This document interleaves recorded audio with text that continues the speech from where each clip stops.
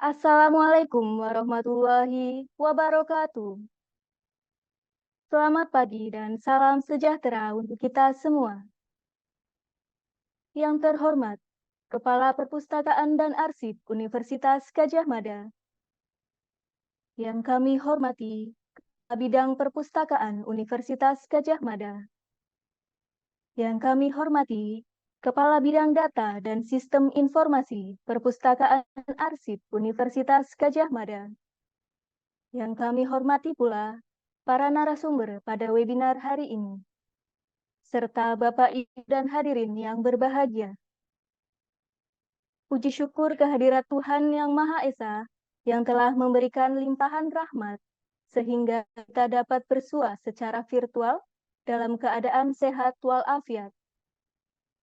Pada kesempatan yang luar biasa ini, kita akan bersama-sama menimba ilmu dalam kegiatan webinar dengan tema Digital Marketing for Library Services yang diselenggarakan oleh Pustakawan UGM.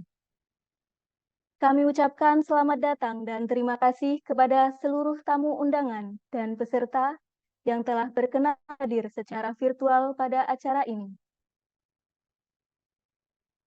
Bapak dan Ibu, marilah kita awali acara pada hari ini dengan berdoa sesuai dengan kepercayaan masing-masing. Berdoa dimulai.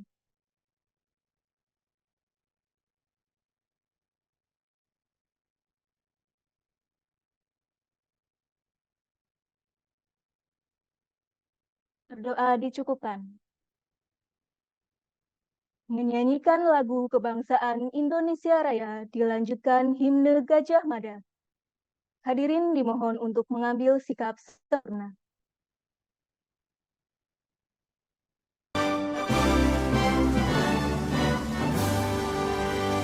Indonesia tanah airku, tanah tumpah darahku. Di sanalah aku berdiri, jadi pandu ibuku. Indonesia kebangsaanku, bangsa dan tanah airku. Marilah kita bersatu, Indonesia bersatu. Hiduplah tanahku, hiduplah negeriku, bangsaku, rakyatku semuanya. Bangunlah jiwanya, bangunlah badannya, untuk Indonesia Raya.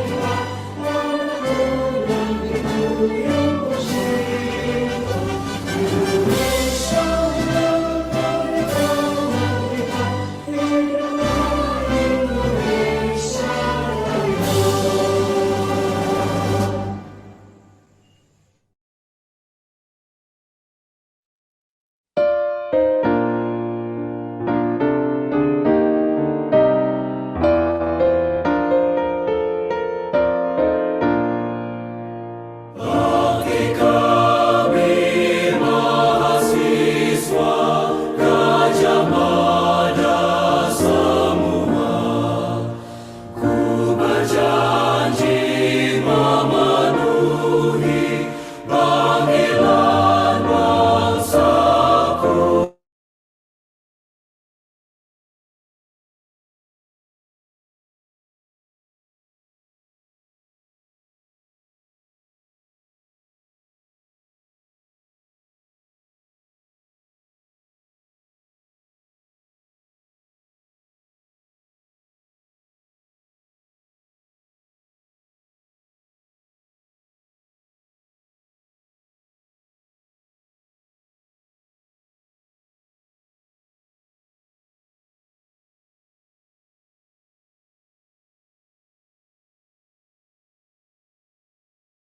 Baik, Bapak Ibu, acara selanjutnya adalah sambutan Kepala Perpustakaan dan Arsip Universitas Gadjah Mada. Sekaligus kami mohon untuk membuka acara. Kepada Ibu Dokteranda Nawang Purwanti M.Lib, disilakan. Terima kasih, Mbak Roro. Assalamualaikum warahmatullahi wabarakatuh. Salam sejahtera bagi kita semua. Selamat pagi. Saya ucapkan selamat bergabung kepada Bapak Ibu, Mas Mbak, peserta webinar kali ini terkait dengan digital marketing yang akan menghadirkan Dr. Mohd Faizal Hamzah, Dr. Mohd Faizal bin Hamzah, dan Dr.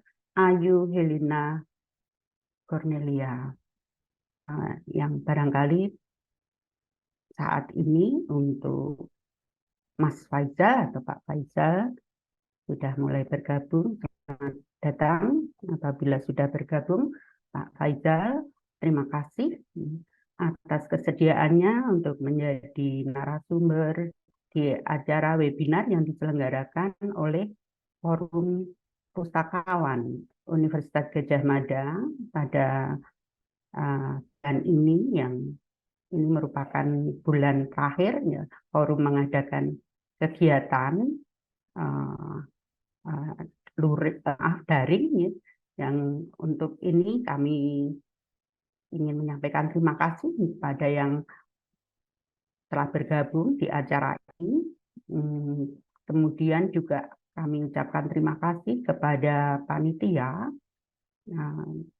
Tentu forum pustakaan ini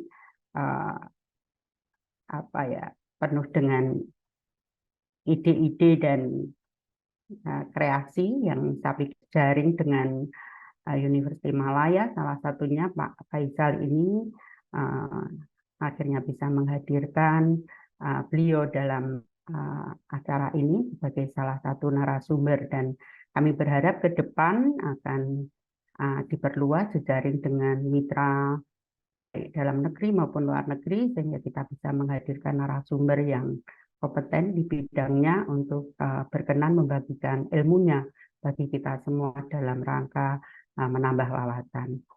Saya berterima kasih kepada moderator ini, Mas Bagus Wijaya SIP SM, juga kepada pembawa acara Mbak Wasilatul Baroroh, dan tentu juga kepada segenap panitia forum Pustakawan. Saya tidak lupa menyampaikan juga ucapan terima kasih kepada pembicara atau narasumber kedua, Dr. Ayu Helena Cornellia. Beliau kebetulan kemarin juga belum lama mengisi acara outbound-nya Perpustakaan Universitas Gadjah Mada, dan karena kami rasa memang beliau sangat kompeten di bidang komunikasi, dalam hal ini juga di era digital, beliau juga menguasai untuk digital marketing. Untuk itu beliau juga kami undang menjadi narasumber di acara pagi ini, dan berkenan untuk itulah kami juga mengucapkan terima kasih. Saya sekali lagi mengucapkan Bapak Ibu untuk bisa mengikuti acara ini dari awal sampai akhir, supaya nanti bisa mendapatkan manfaat optimal dari waktu yang telah disempatkan untuk bergabung di acara webinar pada pagi hari ini. Dengan mengucapkan Bismillahirrahmanirrahim, kita memohon kepada Allah Subhanahu wa Ta'ala agar acara di hari ini dapat berjalan dengan lancar dan memberikan kemanfaatan bagi kita semua. Untuk itu, dengan ucapan sekali lagi Bismillah, secara resmi acara seminar khususnya di sini karena webinar ini kita secara resmi buka. Saya akhiri. Assalamualaikum warahmatullahi wabarakatuh. Terima kasih. Saya kembalikan kepada pembawa acara. Silahkan Mbak Baroro. Baik, kami sampaikan terima kasih kepada Ibu Dr. Nawang Purwanti M.Lib yang telah berkenan memberikan sambutan sekaligus membuka acara. Bapak Ibu yang berbahagia, selanjutnya akan disampaikan materi oleh kedua narasumber yang sangat luar biasa, yaitu Bapak Dr. Faizal Hamzah dan Ibu Dr. Helena Cornellia, BA M.Si. Acara inti ini akan dipandu oleh Bapak Bagus Wijaya, SIP. Beliau adalah Pustakawan Perpustakaan Universitas Gadjah Mada yang bertugas sebagai penanggung jawab Perpustakaan Fakultas Teknik Universitas Gadjah Mada. Kepada Bapak Bagus Wijaya, kami persilakan.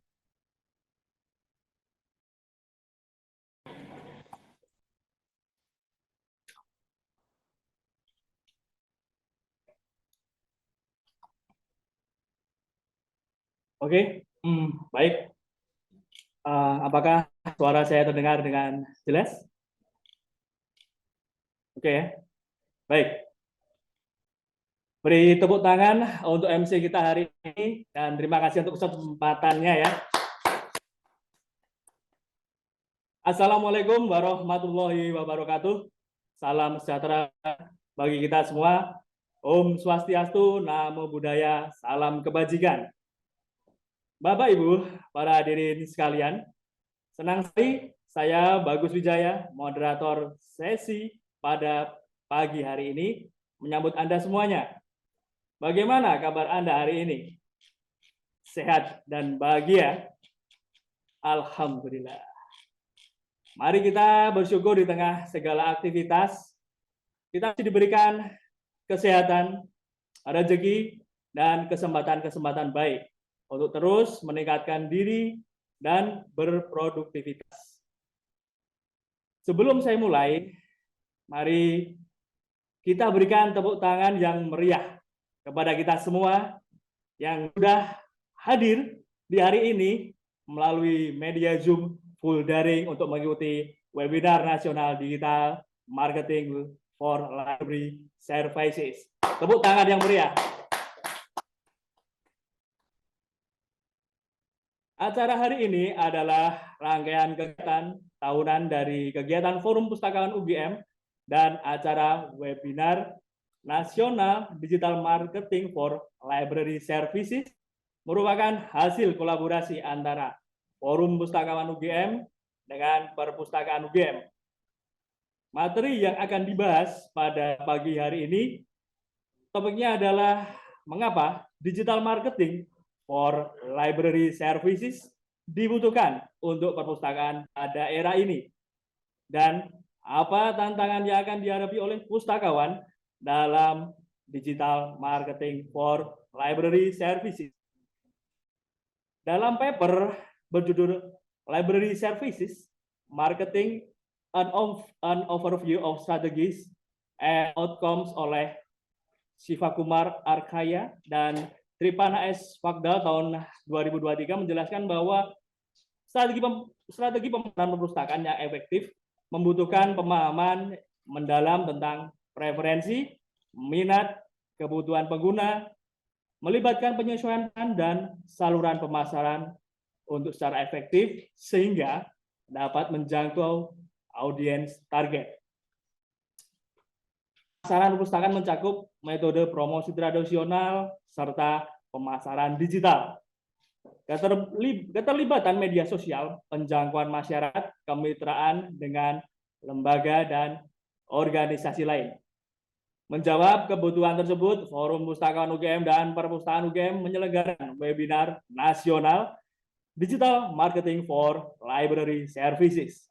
Nah, apa saja tantangan-tantangan dalam menyiapkan digital marketing for library services yang menarik, serta tips dan triknya dalam menyiapkan digital marketing for library services yang sukses.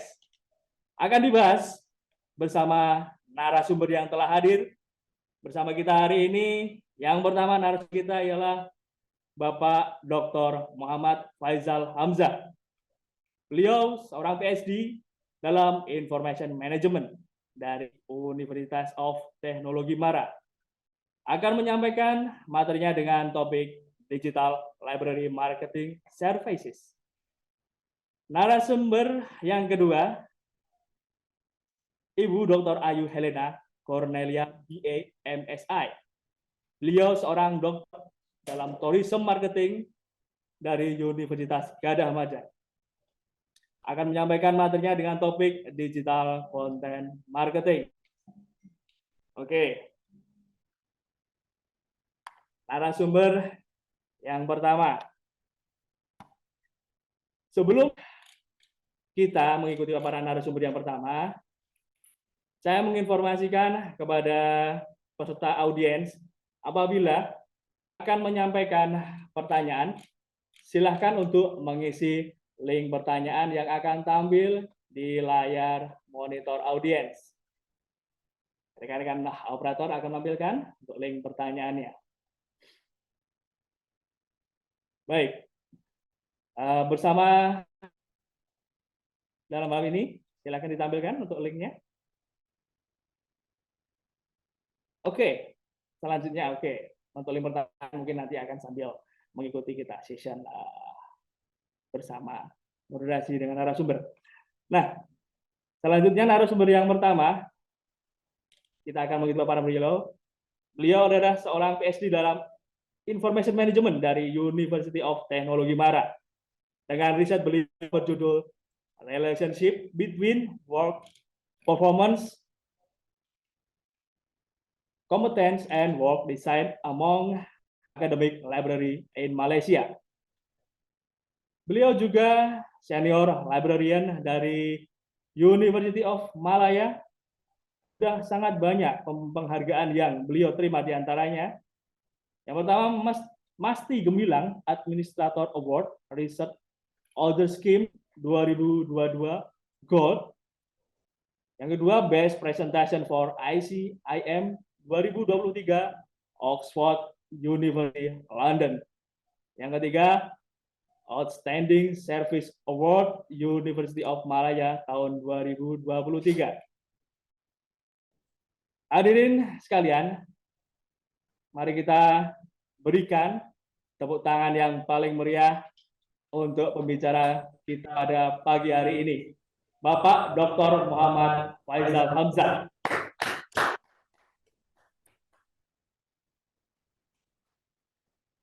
Baiklah, untuk pembicara kita sudah hadir bersama kita semua pada hari ini. Beliau akan menyampaikan materinya dengan topik Digital Library Marketing Services selama 60 menit. Siapkan fokus terbaik Anda. Kita sambut pembicara yang luar biasa. Bapak Dr. Muhammad Faizal Hamzah, dipersilakan. Assalamualaikum warahmatullahi wabarakatuh. Selamat pagi. Waalaikumsalam warahmatullahi wabarakatuh. Alright. Pertama kali saya nak ucap ribuan terima kasih. First of all, I would like to say thank you to Universiti Gadjah Mada Library kerana menjemput saya pada pagi ini untuk berkongsi berkenaan dengan digital marketing for library service. Izinkan saya untuk share screen. Bisa lihat ya? Oke, not yet. Oke, sudah terlihat, Bapak. Alright, okay. Alright. Again, Assalamualaikum warahmatullahi wabarakatuh. Selamat pagi. Saya mungkin akan present in English and sedikit bahasa Melayu to make it our presentation loose a bit. Today, my presentation is about digital library marketing services. Thank you to the Gadjah Mada Library and to invited me to share this session on National webinar on digital marketing for library service. A little bit of myself. My name is Mohd Faizal bin Hamzah. My PhD is on work performance and work design. I'm also a Vice President to Librarian Associations of Malaysia, Senior Library in University of Malaya, and also part-time lecturer in University Malaya. Now I'm acting head of University Malaya Asian Art Museums I'm also International Library Advisor Board for Waxen's University Library, Hyderabad, India. And I'm a certified digital marketing license by ICDL Asia with this registration code. Feel free to connect with me via LinkedIn. Please have a communication with me, collaboration with me, and I really hope this session is not our first and last session. We can have more collaboration on library fee, digital marketing, AI, and so many things. Pass me in LinkedIn, and yes, please collaborate with me in via LinkedIn. Yeah. So without further ado, this is my content of these presentations. There is 4 segments. First one is the introduction to digital marketing for librarians. I believe some of you already know how to do a digital marketing, expose on all the marketing tools, and be able to use all the marketing tools. But it's good for us to have a refreshment, refresh our knowledge and ideas on the digital marketing for the library, especially in public library and academic library. Second part is how to start. Okay, this is very important element. Sometimes we think that we are already aware, we know how to use it, but we don't know the policy, the standard procedures, or even how it works actually. So to build a strong online presence, we should have a team. So in section 2, I will explain to you, share with you what we do in University Malaya and perhaps some of the other university on how to start digital marketing in your library. The third part is the strategy and implementations. Indeed, this is very important. Content management, marketing strategies, policies are some of the ideas, some of the key points that we need to highlight as a librarian to make sure we be able to deliver our service, to make sure all the information that we promote via digital marketing, our user get it, you know. And then the last part is success indicator, more on analytic performance measurements, all the indicator that we need to highlight to make sure there is a returns on investments on our digital marketing. Okay. So again, if you have any questions later on, you can ask me at the end of the presentation. I believe at the end of the second presenter, or you can DM me via LinkedIn, then we can have collaborations, or I can answer your question via LinkedIn. Yeah. So without further ado, let's start the first segment, which is introduction to digital library marketing service. Okay, we have allocated millions of dollars to transform our library into a digital library. We convert our library into a hybrid library. We subscribe various database, we subscribe all the software, we subscribe all the online classes for our users. This is the reason why we need to promote all our digital service, okay? Because we spend a lot, and the numbers of users that should be use our digital collection or digital service should parallelize with our investments. Digital marketing playing a very impactful nowadays because everyone are using internet, everyone are using digital platform. So we need to promote our services via digital marketing. So why digital marketing? We need to talk to our client. We need to talk to our users, potential users. We need to communicate with them in real times to make sure we be able to portray or to deliver or to promote all the services that we provide in our library. So by having a digital marketing, it allows us to talk with our user in real time. It allows us to communicate, engage, and give interactions with our users. And that's why we need to involve in digital marketing. Always remember, storytelling helps you to bring brands to life. That your digital marketing should or integrate with the narrative. We should have a narrative in each of our digital marketing movement. Okay, so allow you to craft emotional or create connection with your user. So your user will understand more better with your brands, with your build. You should, in a way, it will build the trust and communicate your values.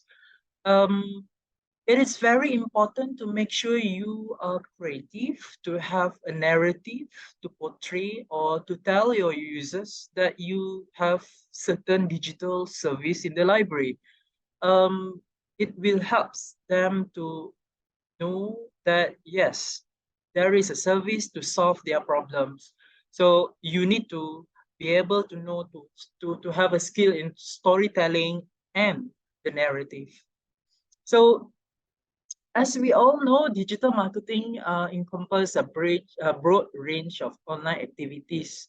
So digital marketing, it's dynamic and expensive field, which it may cost money also, and it aim to promote your product, your service, brand towards through digital channels. Okay, and in library field, according to Randbox, 1997's in Puma and Disca, 2014, digital marketing, it's not a new thing in library. We started marketing for information product and service back then before the concept was born. So it's not a new thing in library field. Same with digital marketing. We, in a way, integrate digital marketing align with the movement of digital library and hybrid library. We use it, we convert our library using digital technologies, and we, in a way, directly, we use digital marketing in the library field. Okay. So a little bit of history of digital marketing. It starts with email begins in 1970s. During that time, emails was the first email was sent by Ray Tomlinson's in 1971. And then the late 1990s, the search engine emerged. During that time, Yahoo, Alta Vista, and then so many things, Bings. Okay, so this platform has changed on how people access to information. During that time, most of us are still learning about the search engine, and during that time also, most of the library in developed country are integrating to digital library and integrate with the digital marketing in their promote their services. Okay, in mid 2000, the rise of social media, MySpace, Facebook, and YouTube gained popularity, leading the rise of social media marketing. So during that time, we already some of the library in Southeast Asia already integrate social media and have account in Facebook and MySpace, you know. So in mid 2000s and 2006 introduction to Twitter. So microblogging changed the way people communicate. Microblogging changed the way people need information needs of our users. So it lead to content marketing and video dominance. Okay, right after microblogging, people are looking forward to videos. Okay, short videos. So in the midst of 2021, 2010.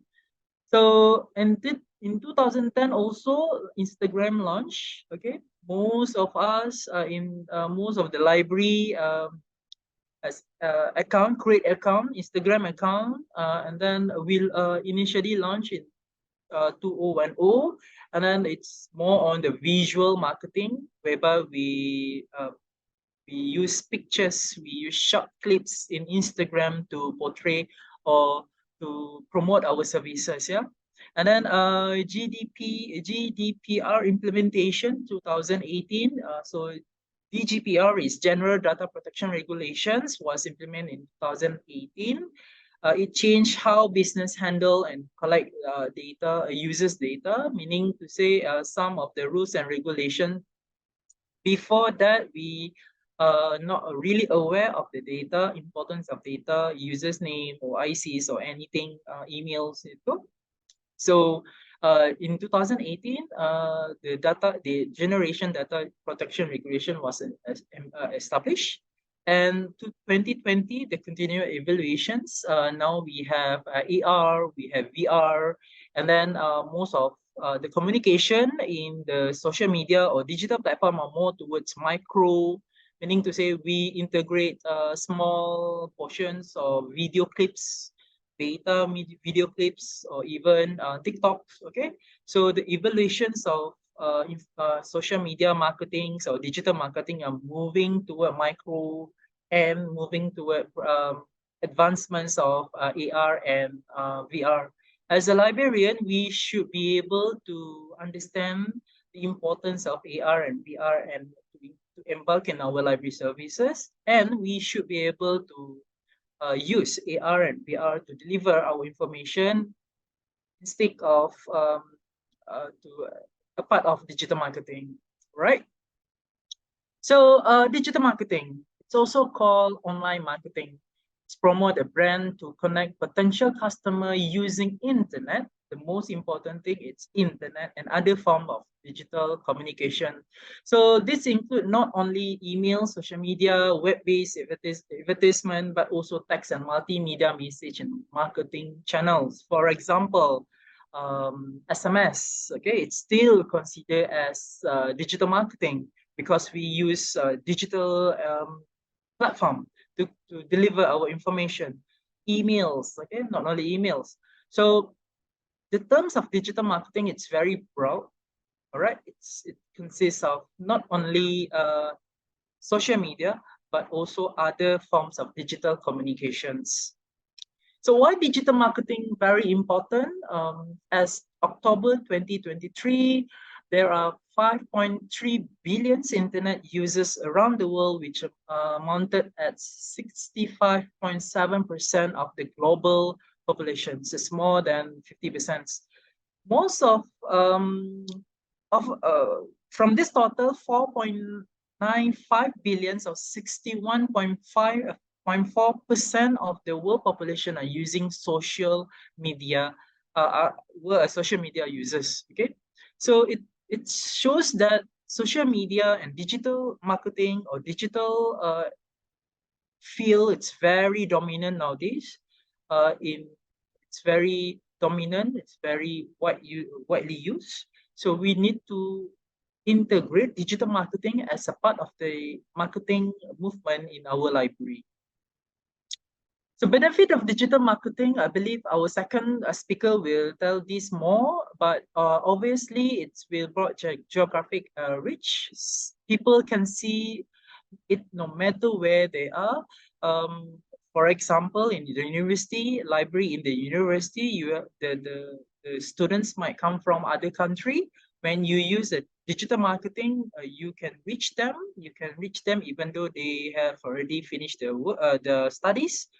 Cost efficiency, definitely. Its overhead cost of newspaper advertisement, televisions, and other traditional marketing can be very high. Digital marketing, there is still a cost, but minimal cost. Okay, minimal cost. And definitely easy to personalizations. For example, digital marketing allow you to get the customer data in a way of that offline marketing can't. Okay, so you can get not only names, you can get the geographical areas, the personal interests, their emails, or even some their IDs. Okay, so you can allocate and use AI tools to analyze the data to make sure you can be able to use which digital marketing strategies for futures marketing. Okay, and then the fourth one is definitely more connection with the users. Digital marketing lets you to communicate with your customer in real times and 24 hours. You can do it automatically done, or you can do it manually. And you can also have a chat box to communicate also as a part of digital marketing movement. Okay, So library marketing deliver four means benefit in the library. Definitely, we will benefit library marketing as a platform to educate our users, increase library usage.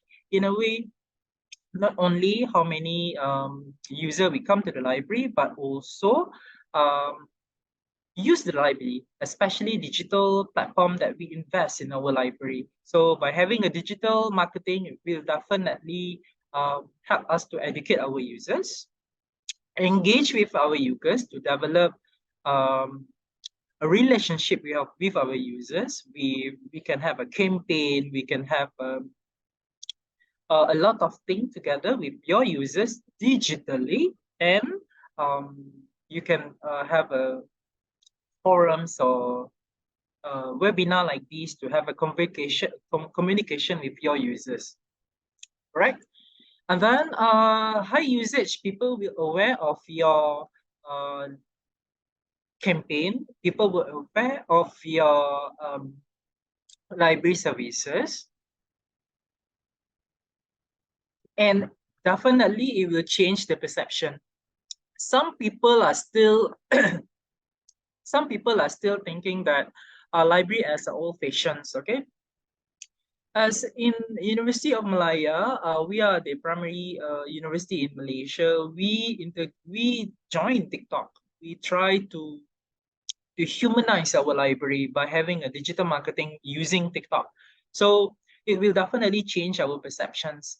But always remember, there is certain category of user that using TikTok. So you should be able to classify which category of user that are using TikTok, right? So always remember that digital marketing does not solely focus on Facebook, TikTok, and Instagram. The digital marketing tools are very wide, and then you should explore each of the marketing tools, digital marketing tools, to try and error, and some of it are not suitable for your library. Some of it are very good for your library, depending to your mission and objective of your library. So let's start with the library website. Okay, let's start with the library website. So how friendly is your library website? Let's check University of Gadjah Mada library website. Okay, so by using pagespeed.web.dav, Google Speed, this is the speed index, accessibility, SEO, and average performance for Gadjah Mada University Library, mobile and desktop. As you can see here, the numbers, the speed index for mobile is taking at least 15.1 seconds, okay, to full loading in the web, where a full loading in the mobile phone. In desktop, it's take 6.6 seconds. So meaning to say, we need to make sure our mobile versions slightly simpler to make sure our user be able to use or be able to access easy using mobile. In terms of accessibility, the percentage of accessibility, it's quite high, it's 78 and 76, which is very good, meaning to say this website, the library website are inclusive. People using certain JAWS software, or people with using talking, or in fact, people with disability can access the website because the accessibility percentage is very good here. The SEO percentage for mobile is 70%, 77%, and desktop is 73%. For me, this is quite okay. But the overall performance for this website, ugm.ac.id English versions, the performance is for mobile is 42%, and for desktop is 62%. Okay, something that we need to improve. The website for mobile version should be updated, okay, to make sure before we do any digital marketing, all our users be able to access via mobile. These results are quite similar with libraries in Malaysia. Okay, the overall distributions of loading time performance for 121 libraries website in Malaysia stated that in mobile, more than 39 library taking more than 15 seconds to fully load in mobile. Okay, in mobile. However, most of them perform very good for desktop. Okay, so we need to make sure, we should understand that all our users are using mobile. So we should have a very simple layout for mobile to make sure the page loading time for our users taking should be less than 0 to 3 seconds on mobile platform. Okay, let's check distribution load time for mobile performance according to library categories in Malaysia.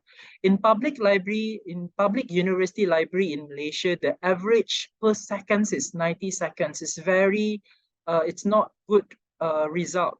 Okay, the minimum is 3.5 seconds and the maximum is 40.9 seconds. The average performance is very low, 35.9%. Okay, in private university libraries, the average per second is 11.6 seconds. The minimum is 0.8 seconds. This is very awesome. Maximum is 35.5, and the average performance is 52.9.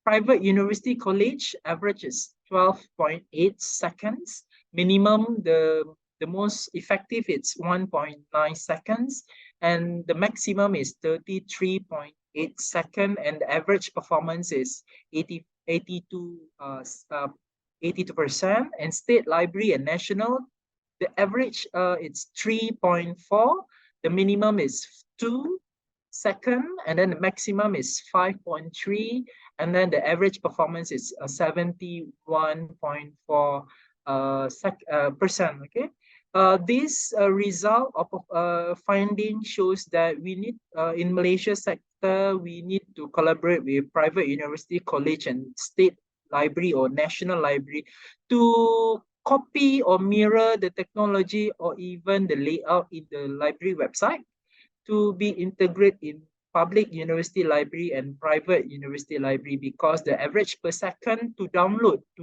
the web page is very high, 19 seconds and 11 seconds. This is definitely will affect our user perceptions. So before you do any digital marketing, make sure your library website are very easy to access, and the loading time for mobile should be improved, especially in public and private university setting. I'm sure in university field, we share a lot of things in our website, and we share a lot of image and graphic in our website. That's the reason why the average per second load time is very high in university library. Next is distributions of load time for desktop performance according to library categories in Malaysia. See, this is the performance. Public university library average is 5.82 per second. The performance is still low, 47.35. Private university library, the performance is 72.6. Private university college is 84.1. State library and national performance is average is 97.8%. Okay, so not only Gadjah Mada library face this problem, but in Malaysia, all the public university in Malaysia still have a very low performance. 7%. So don't worry about your website, because in Malaysia, we also face the same problem. That's the reason why we invest in digital marketing. We should do an audit for our library website. Okay, so next, 9 types of digital marketing tools suitable to promote digital marketing. It might be more, our second presenter might explain to you more on the tools, but these tools are suitable to promote digital library. Yeah? First is search engine optimizations, SEO, and pay-per-click marketing. Some previous expert categorize this as a tools rather than digital marketing, but nowadays we can integrate these two platforms as a digital marketing. So what is SEO? SEO is a process for improve the quality and the quantity of the website traffic to website or web page from the search engine.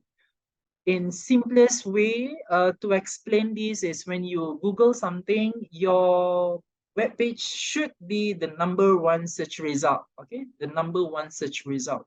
But always remember, search strategy also very important. The first result are not really are not accurate search result. Most of the first search result is a popular search result.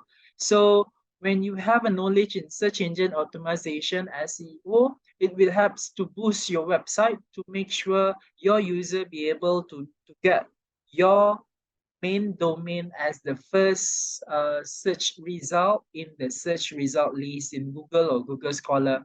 Okay, so it involves a process in maximizing the numbers of visitors to a particular website by ensuring that the website appear very high on the list of the result. Okay. Next, it's pay-per-click. So what is pay-per-click? A form of digital marketing in which you pay a fee every time someone click on your digital ads. Okay. Have you aware of during your right after you search something in Google and Google Scholar or even in Google, usually there is a ads, Google ads at the top of the Google's result, okay, search result. So that's its pay-per-click, okay, marketing. So pay-per-click, it's search engine advertisement, okay. The most popular right now it's Google ads. And then you can see the difference between pay-per-click marketing and SOE like this. So the PPC will appear here. SOE it will appear here. Okay, SOE will appear here. This digital marketing may cause financial may involve costs. So, however, you should be able to understand that some of us are not really aware of this because nowadays there is a lot of scam. So you should integrate on SEO to make sure you will get the organic user that use your website. Okay. So in digital marketing a digital library product that's suitable to use this method is institutional repository. Definitely we invest our institutional repository using LibGuide, ePrints, Omeka. Okay, so we should integrate this digital marketing into our institutional repository. Next is library block. Okay, LibGuide. Some of the library develop library guide, so you can integrate this as SEO or pay-per-click for our LibGuide. Okay, we can also use these digital marketing methods on library forum because of it's easy for our user to get the first result in the search result in their during your searching to get any library forums related to certain topics in the library. Okay, this is example of students repository. So where the moment we search in Google or even Bing, the first hits should be the students repository. Okay, student repository. This is using Bing. There is no ads here. So the first hits should be student repository. And the moment you Google or you search for the browse by years or browse by the authors, the names of the authors should be the first hits. Next, content marketing. I believe we, as a librarian, we do content marketing. Content marketing, it's anything related to writings or narrative, okay? It involves blogs, posts, ebooks, or video or audio transcript, or infographic, or newsletter. Content marketing goals is to attract leads that that to make sure our user know our service, okay?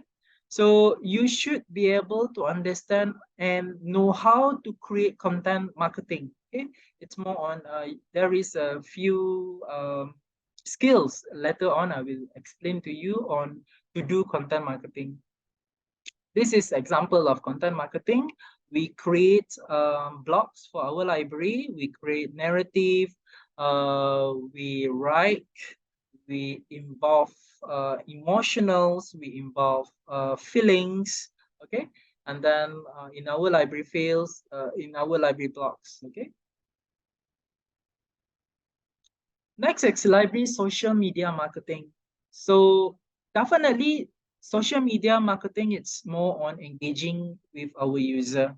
When you use social media, it will highlight your brands, product, service, culture, and so on. So offer built-in engage metric. When you use social media, you be able to run a report, analytic report, the demographic, the genders, which city are they from, and then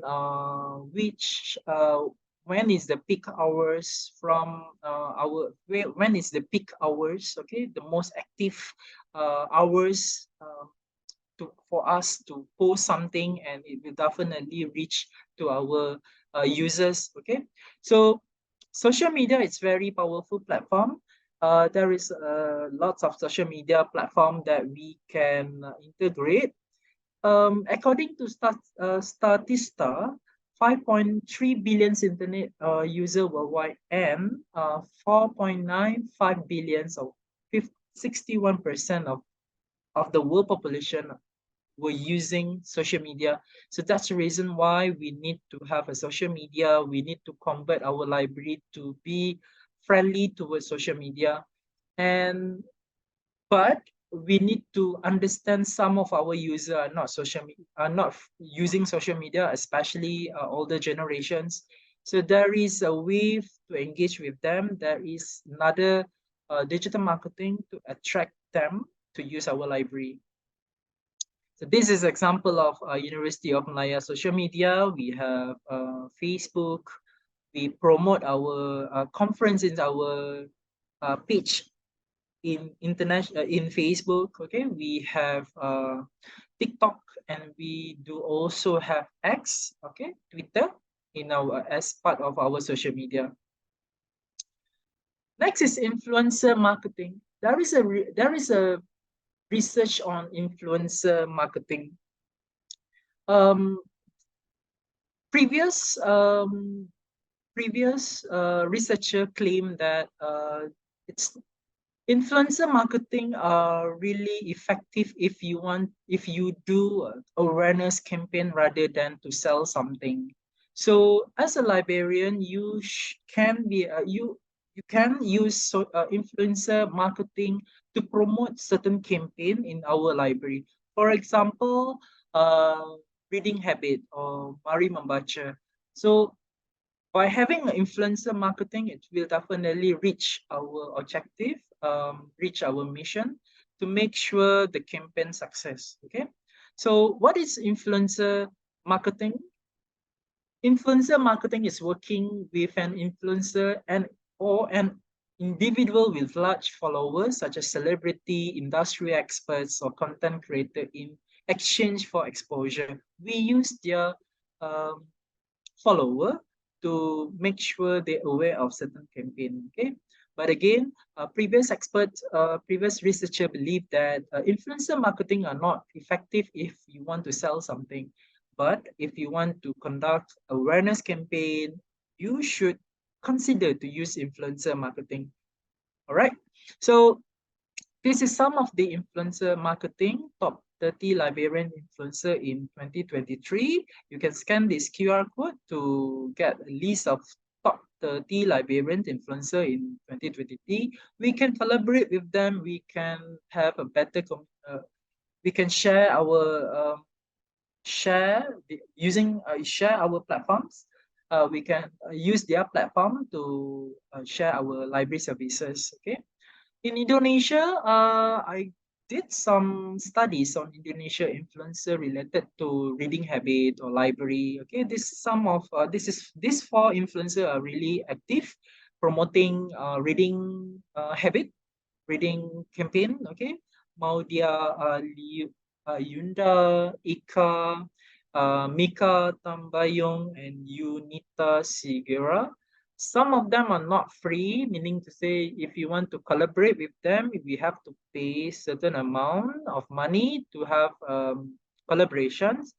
But again, if you want to sell something, it's not effective to use them. But if you want to promote any campaign or awareness campaign, you can use influencer to join the campaign and use their platform to promote your service. Okay. Next is mobile marketing. Mobile marketing strategy allow you to engage with your target audience with their mobile device. Most of us, I believe, rely on our mobile phone. So that shows that mobile phone are part of our life. We as a librarian, we should fully use of mobile marketing because most of our library users are using mobile phones. Okay, these can be used via SMS, MMS, message, okay, social media notifications, mobile apps, alerts, and many more. Some of the library develop their own apps. So this app can be used as a digital marketing, whereby we use that apps to promote our service and services, alert our users the new services, the new digital initiative, and how to platform. For example, they want to search for thesis collection. So we can use mobile marketing to teach our user using apps to step by step on how to search thesis and dissertation in our library. So get used and fully utilize mobile marketing. Not many of us explore mobile marketing. It's not a new thing. Most of us should collaborate with other field, for example, in computer science to develop apps, to develop any games from library or bibliometrics, bibliotherapy services. So it can be done via mobile marketing. So in University of Malaya, we use SMS to alert our user claim notice if within 60 days after the due date of the borrowing book. So instead of alert them with the claim notice, we also have notes to promote new things in library using our SMS alert. So this is one of the examples of SMS mobile marketing that we use in University of Malaya.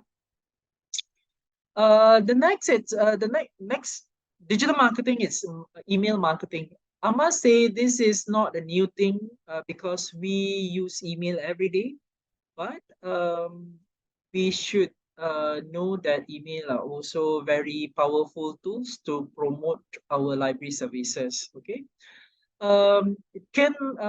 Email marketing can make the customer on your email list aware of new product, discount in our library, and all other services. There is a software, there is automations, email tools that you can learn. They will send the email automatically to all your mailing lists. Okay. Most of us have our users' email, so we should use email as marketing tools to engage with our users, to make sure our user aware of our service. And always remember, most of the new generation are referring to emails as part of their main source of getting informations, getting new updates about things. Okay, this is example of email promotion by University of Malaya. We 1 week they must the email that we deliver to our users more than 3 emails or 5 emails to make sure we are active in emailing lists. Okay, so this is a webinar on guide to getting published. Okay, using emails.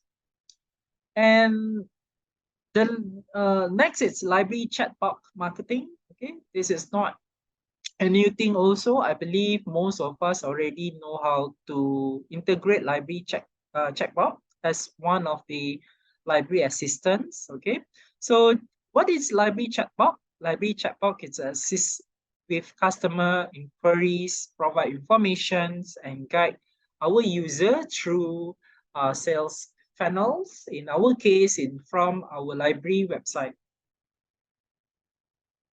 Chatbots definitely provide immediate response. It can be conducted live, or you can integrate with AI technology, whereby they will suggest an answer for your user. Okay, so customer inquiry at any time of day, and it will definitely improve customer satisfaction. Indeed, there is pro and cons using chat box, but it's always a good to have a frontliner in your website. It will entertain our library users. Okay, this is 4 common types of chat box. You can have a website chat box. Okay, you can have social media chat box. You can also integrate a messaging service chat box, apps like Facebook Messenger or WhatsApp in your library systems or in your library website. A voice assistant chat box, smart speaker like Amazon Echo, Google Home, Alexa from Amazon, Siri from Apple, or Google Assistant. Okay, you can use this chat box in your library to helps you to answer any questions or to engage with your users. Again, there is pro and cons using chat box, but it's good to have people to stand by, to integrate with and chat with your users using chat box marketing. The last marketing that I think suitable for the library to promote digital library is marketing automations. There is a software package to helps you on digital marketing campaign or improve the efficiency and relevance of your advertising. Okay, so there is few software that we can explore together to make sure it it will save our time to strategize our marketing campaign in our library. Marketing automation will help you to collect and analyze consumer information, their preference, their age and gender, times. Okay, design targeted marketing campaign. So definitely, it will help you to design your theme, your narrative, and which platform that's suitable to which campaign. And with the integrations of marketing automation, it will definitely send and post digital marketing message at the right times, the right audience, according to the peak hours or the active hours of our users. So these are some of the marketing automation platform that we can explore. Some of it are still available until here. Some of it are not free. So feel free to explore this marketing automation platform. Okay, so that's it about digital marketing introduction. The second segment is how to start. This is very important. How to start digital marketing in our library. Set up a digital marketing team involves carefully planning and considerations. It's not only the platform, but you should have a goal, you should have a policy, you should have a skill, and you should have a technology device, the right device to start digital marketing to promote our digital services. Okay, so how to set up? Definitely library digital marketing team. There should be a team, or you should have a social media task force in your library to create digital marketing, okay, to have a proper digital marketing. Right after that, you need to define your goal and objective. In this area, there should be a policy and guideline on how to use digital marketing. Who should have a master password? Who should have the skill? What skill that you need? Who's the targeted audience? What you need? What the main objective of this marketing or campaign? Okay, and then you need to identify the key rules of the team. Some of them are might need to have a design skill. Some of them might need to have a copywriter skills. Okay. Next is to set a key performance indicator, the total numbers of user likes, or total numbers of user join the webinars, or the performance is in terms of the numbers of reach, the organic reach, the total hits, or total number page visitor from our library website. Okay, and then we should monitor and evaluate each of our digital marketing. Okay, this is very important to make sure our return on investments, and to make sure it can help us. It will help us to identify which strategy that's suitable to run the specific campaign. Okay, again, I strongly suggest to have a library digital marketing teams, or even task force, or divisions, a corporate division, to help you to set up digital marketing teams. Okay. Social media policy is very important. Instead of having a digital marketing teams, you should implement a policy. If you should endorse a policy to make sure it will maintain the professional and positive online presence. This is very important. The first one is policy on content guideline. Who should write? What should you write? The language. Is there any guideline for content guidelines? Okay, what content that's suitable to be shared? Next is consistent tone and branding. This is very important to make sure people aware of your availability, or people aware of the existence of certain service in the library. You should be able to finalize a template, which colors that represent your libraries, and branding. So certain layout, or certain poster, or certain video should have a branding that represent your institutions. Okay. Next is privacy and confidential. So this policy is very important. You need to clear up things on privacy and confidential. Some of the data in the library cannot be publicly posted. Some of the confidential information from the university, from the government, should be keep it and not post publicly. So policy on this should be clear. Next is update and revision. How frequent the update and revision should be done in your library, especially social media, in any platform social media that you use. Analytics and reporting policy also playing very important to make sure we be able to present the return on investments, okay, and then total numbers of users, genders, active hours, and any reporting. It's very important to make sure to present back to our top management, to propose a new financial budget, okay, or to invest in marketing. Next, moderations and commenting policy. There should have a policy on whoever moderations and commenting policy, how to give feedback, how to encounter any angry users, how to promote, how to have a persuasive language, how to avoid persuasive language, how to have a positive language. Okay, you should have a clear policy on this also. And the most, I think, important element in social media policy is emergency communication plan.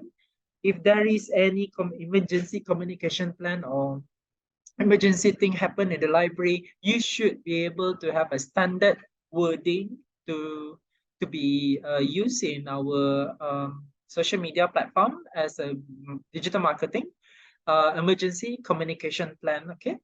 Last but not least is intellectual property and copyright. You should have a clear cut on this policy to make sure um, your team will understand more on the copyright and intellectual property, even though some of the platform you can use it free. For example, SlideGo, FreePic, Canva, but there is certain element that you still need to consider, especially when you use arts. Okay, some of the elements are copyrighted, some of the wording in the article might be copyrighted. So you need to have a copyright clearance center or a policy to make it clear on the intellectual property and the copyright elements in the library.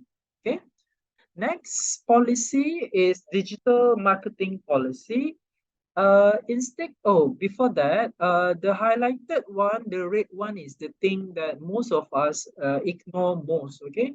So we do have a content guideline, we do have a privacy or confidential, but this consistent tone and branding always we always ignore this. Okay, so we should give a more highlight on consistent tone and branding. Same with analytics and reporting. We need to have a file, we need to collect all the analytics data for future use. An emergency communication plan. Most of us not even most of us fail to do a emergency communication plan. We don't have any proper wording to use if we have an emergency communication plan. Okay. Next is digital marketing policy. So implementation of social media policy in the library is essential to maintain positive, as same with the policy of social media policy. So in digital marketing policy, you should be able to understand and study about the ethical standards, okay, on which platform of marketing that's suitable to be used in the library. So ethical standards is very important. Next is policy on target audience definitions. Some of the audience might have, most of the library have a category of audience. So you should be able to define your audience. You should be able to categorize it. And each of the audience should have their own digital marketing platform. For example, young adult right now, young generation right now moving towards video, moving towards short clips videos or TikToks or microblogging. So you should be able to understand the platform and use the platform and be able to communicate and engage with them using that platform. Okay. For young adult, for example, the older generation, they might prefer to use emails or SMS. They might prefer to use phone call or even multimedia elements or posters in phone, okay, mobile phone marketing. So you should be able to categorize it according to the age by having a policies on targeted audience definitions. Next is policy on brand consistency. It's similar with the social media policy.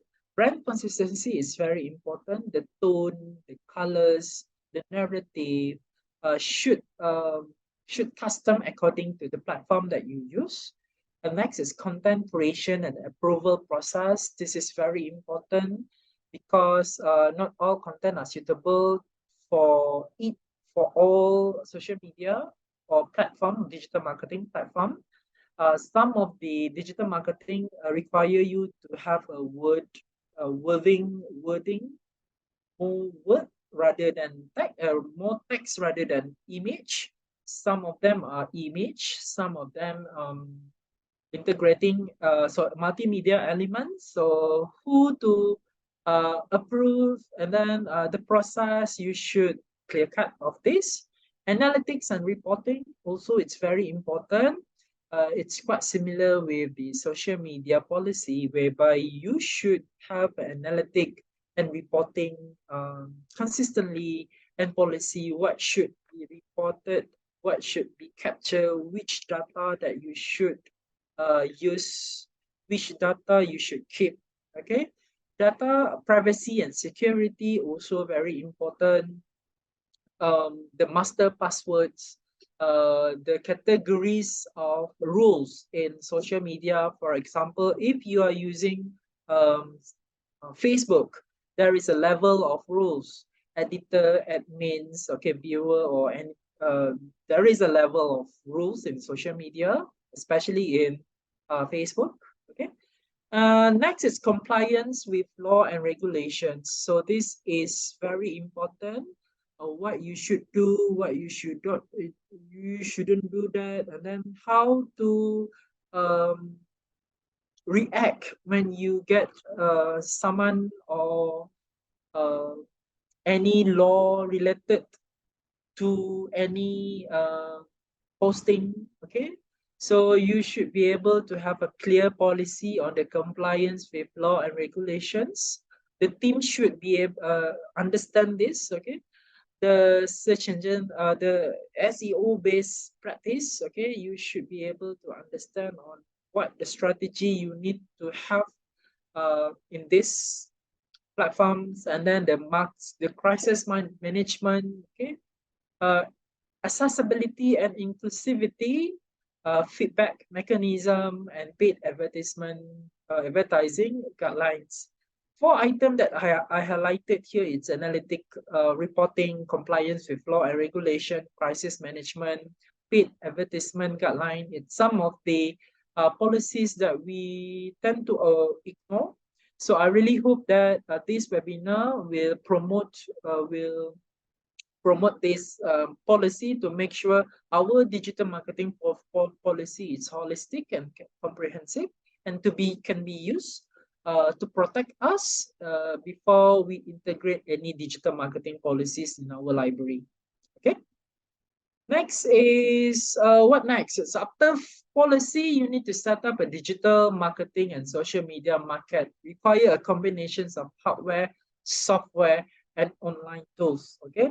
So always remember that marketing is not free. Marketing, especially digital marketing, involve costs and involve technologies. So before making any investment, assessment to a specific needs of your digital marketing strategy should be done. So some digital marketing may require you more technologies, more skill, or you need to have graphic design software. So depend on which platform and which areas that you want to invest. Okay, definitely digital marketing will need a computer and laptop. Okay, the computer and laptop to design, to update, to do something related to digital marketing. Okay, it's digital, definitely computer and laptop. High-speed internet connections. So this is very important to make sure you can keep track your users. You'll be able to do any webinars. You can do all the real-time, real-life activities. Okay, so if you have a team, if you have a divisions of digital marketing in your organization, it's very important to make sure the high-speed internet connection in that division.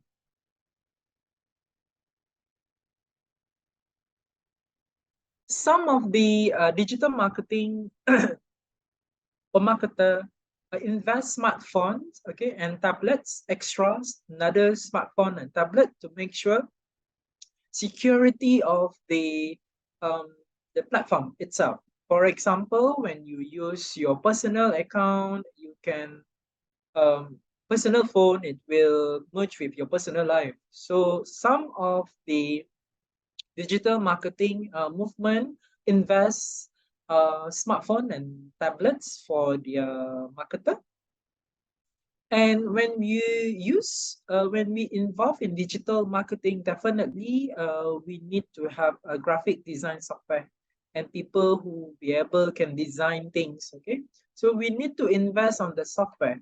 So make sure you highlight this to your top management and highlight these, which some of the software are not free. For example, Adobe Photoshops, okay, illustrations, Canva. So some of it are not free. We should invest on graphic design software or any open source graphic design software. Email marketing software. If your target audience or users are really using, depending on email, we should consider to invest in email marketing software. There is numerous of email marketing software. I'm not sure our second speaker will talk about this or not, but definitely you can explore this also.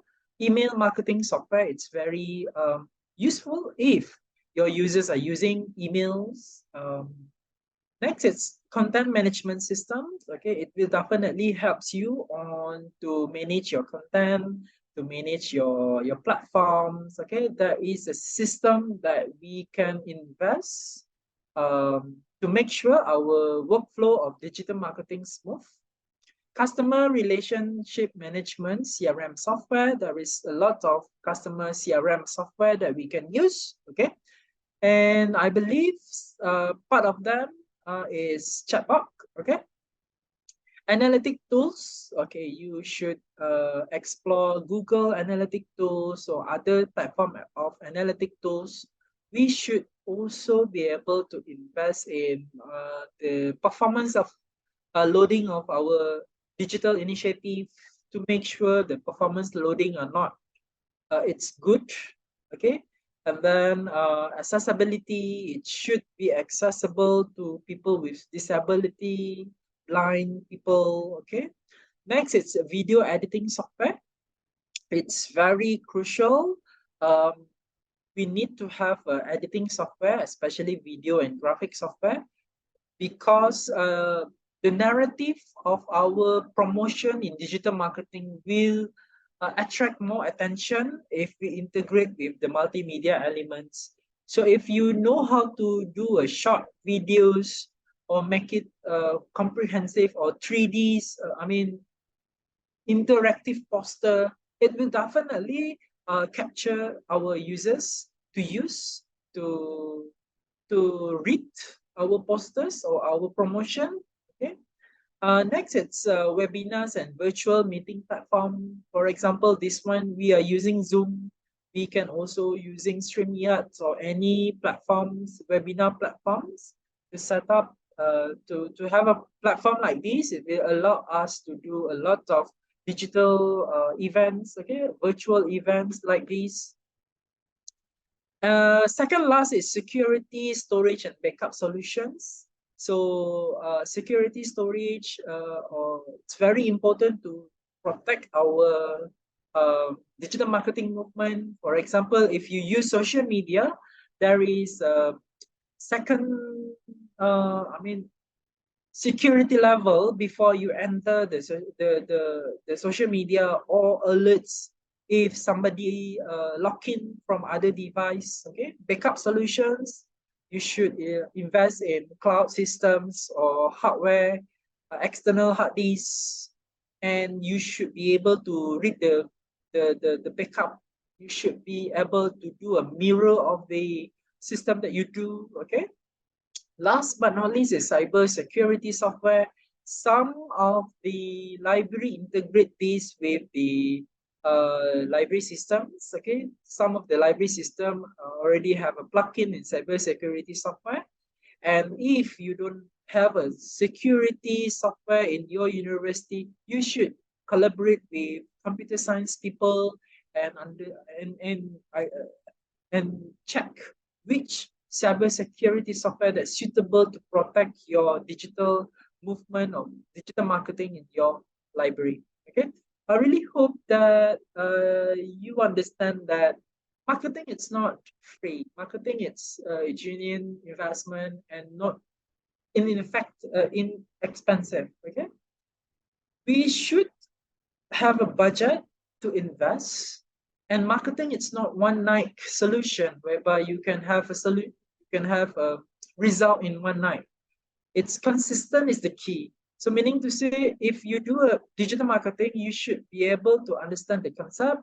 You should be able to use the right marketing tools, the right audience, the right timing, and we should have a goals on why we use certain platform, and we should assess our user, does our platform is suitable for them or not. Okay, because again, marketing it's not free, it's an investment. We should invest to have a good digital marketing. Okay, next, digital marketing, it's also a dynamic field that require a combination of technical, creative, and analytic skill. Just now, I mentioned to you all the policies, all the things that we should have in our library. So who should be in the team, or what are the skills that the person in charge, if the person join as a team in digital marketing teams in your library. So here are the essential skills that the members of digital marketing should have. The first one is content creations and copywriting. This is very important. Strong writing and creative writing will definitely engage and capture users' attentions. Sometimes you should play around with the emotional of the users, or you should be more sensitive toward what happened around surrounding you. And content creation should align with that to capture the users' interest. The caption should be easy to read content. It should making complex topic simple. The topic should be simple, and then the writing should have a transitions. Transitions is very important from the introduction, body, and the conclusion. Or is there any specific narrative? Okay, you should be able to crafting compliant conclusion also in your writing, and vocabularies is very important. And then you should using the correct style to portray your organizations. Meaning to say, if you should be how to write in formal way, how to have loose communications, okay, in the digital marketings, okay. So as we all know, headline creation is very important. As you can see here, this is the page website. This is the most of the assets referring to the headline. So as a copywriter, you should write powerful headline in craft into its own. So headline, it's very important. Copywriter should aware on how to capture people's interest to read further about our website or about our services. Okay, this is the proof that headline is very important rather than others bodies. Awareness or user experience. Copywriter is a way more than putting words onto screen. You should integrate with the informations, business goal, user needs, and the important thing is user experience in your writing. You should make sure it aligns with your mission and objective. You should be able to capture people's experience, and your writing should solve their problems. Okay, and that's a skill that copywriting should have. Another thing is specializations. Instead of librarians do copywriting, you also can have a collaboration with others, faculty in the university or other experts in the field. For example, you collaborate with doctors in the hospital talking about something and you relate it with the library systems or library services in your library. For example, you provide evidence-based or evidence-based systematic review classes, for example.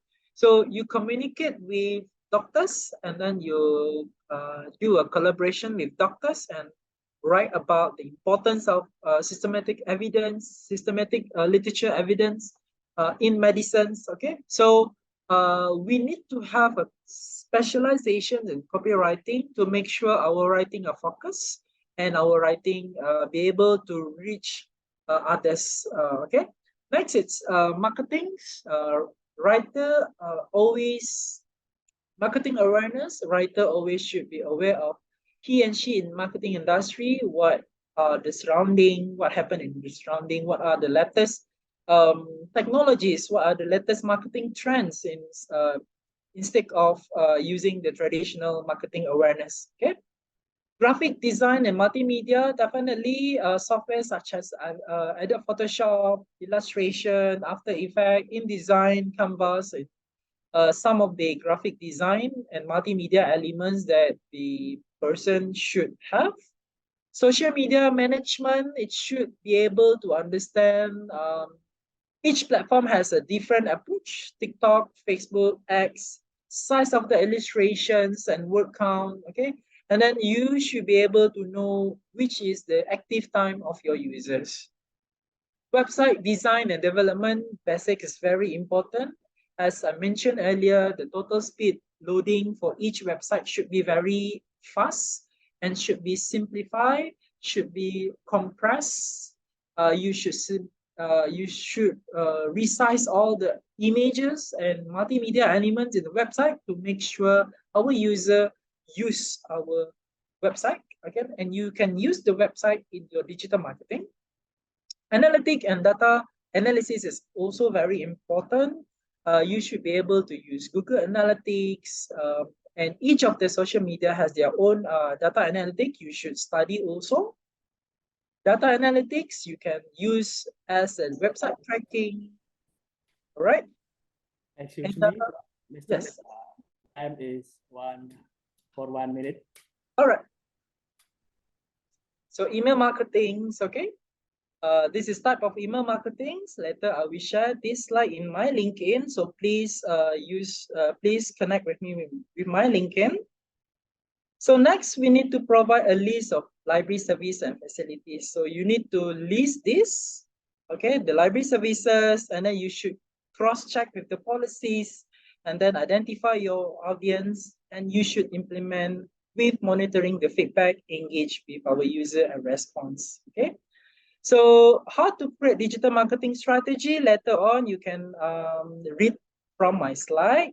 So you should set goals, okay, conduct SWOT analysis, identify your audience. And this one I would like to highlight before I end my presentation, user with disability. We should have this digital marketing, audio marketing, talking book, podcast as a part of our responsibility to make sure our user know and get our digital marketing, okay? And then budgeting platform or free, okay? So selecting digital marketing channels, this also you can read. And the last part of my presentation is success indicator. Okay, very quick one. You should measure the success indicator by having a performance evaluation, return on investments, data-driven decision making, and the last one is continuous improvement, competitive advantage, and customer insight. And I hope you can understand what is digital marketing and what platform that's suitable to be used. And again, digital marketing strategy is not a one-time effort.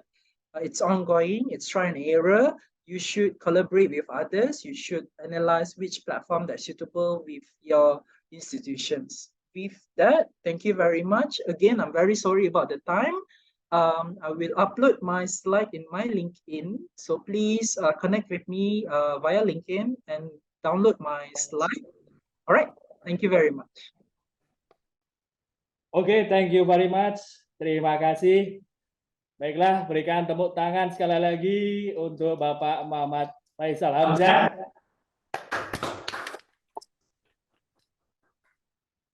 Paparan yang menarik. Nah, ini boleh saya panggil Mas atau Mas saja ya? Faizal ya? Oke. Jadi biar kita lebih akrab itu, Mas. Mohon izin Mas Faizal, apa yang disampaikan materinya luar biasa inspiratif. Dan mohon izin juga saya mencoba untuk menyimpulkan apa yang disampaikan Mas Dr. Faizal. Di sini Digital Library Marketing memberikan 4 manfaat utama bagi institusi perpustakaan perguruan tinggi tentunya. Yang pertama, educated users, pendidikan kepada pemakai, kemudian user engagement, keterkaitan dengan audiens kita, user kita, kemudian create awareness, jadi kita bisa menciptakan kepedulian, kepemahaman, dan pengetahuan. Dan akhirnya perpustakaan perguruan tinggi memberikan produk dan lain yang memuaskan kepada pelanggan. Dan kemungkinan besar institusi juga akan mendapatkan feedback positif dari konsumen mereka. Dan platform digital marketing yang bisa digunakan berupa TikTok, Instagram, Facebook, chatbook, yang ada di website. Dan quote yang menarik, marketing is genuine investment and not expensive endeavor. Pemasaran itu investasi yang sejati ya, bukan hal yang murah, bukan hal yang sederhana untuk dilakukan. Namun juga tidak mungkin juga untuk tidak kita lakukan atau tidak kita coba. Baik, menginjak ke sesi selanjutnya, kita akan mendengarkan paparan dari narasumber kedua. Namun, sebelum kita mulai mendengarkan dari paparan narasumber yang kedua, alangkah baiknya kita foto bersama untuk kita dokumentasikan kepada audiens. Mohon dibuka untuk kameranya. Dan halo Mbak Ayu, apa kabar Mbak Ayu? Sudah gabung ya? Siang Pak Bagus dan Bapak Ibu semua. Hai Dr. Faizal, nice to meet you in Zoom. Oke, silahkan. Nah, kita sekarang foto-foto dulu ya sebelum kita mendengarkan paparan dari Mbak Dr. Ayu. Nah, silakan kepada audiens buka kamera. Ini ada banyak halaman ya. Akan kita coba berkali-kali. Oke, tim operator siap? Oke, kita mulai. Halaman yang pertama. 3, 2, 1.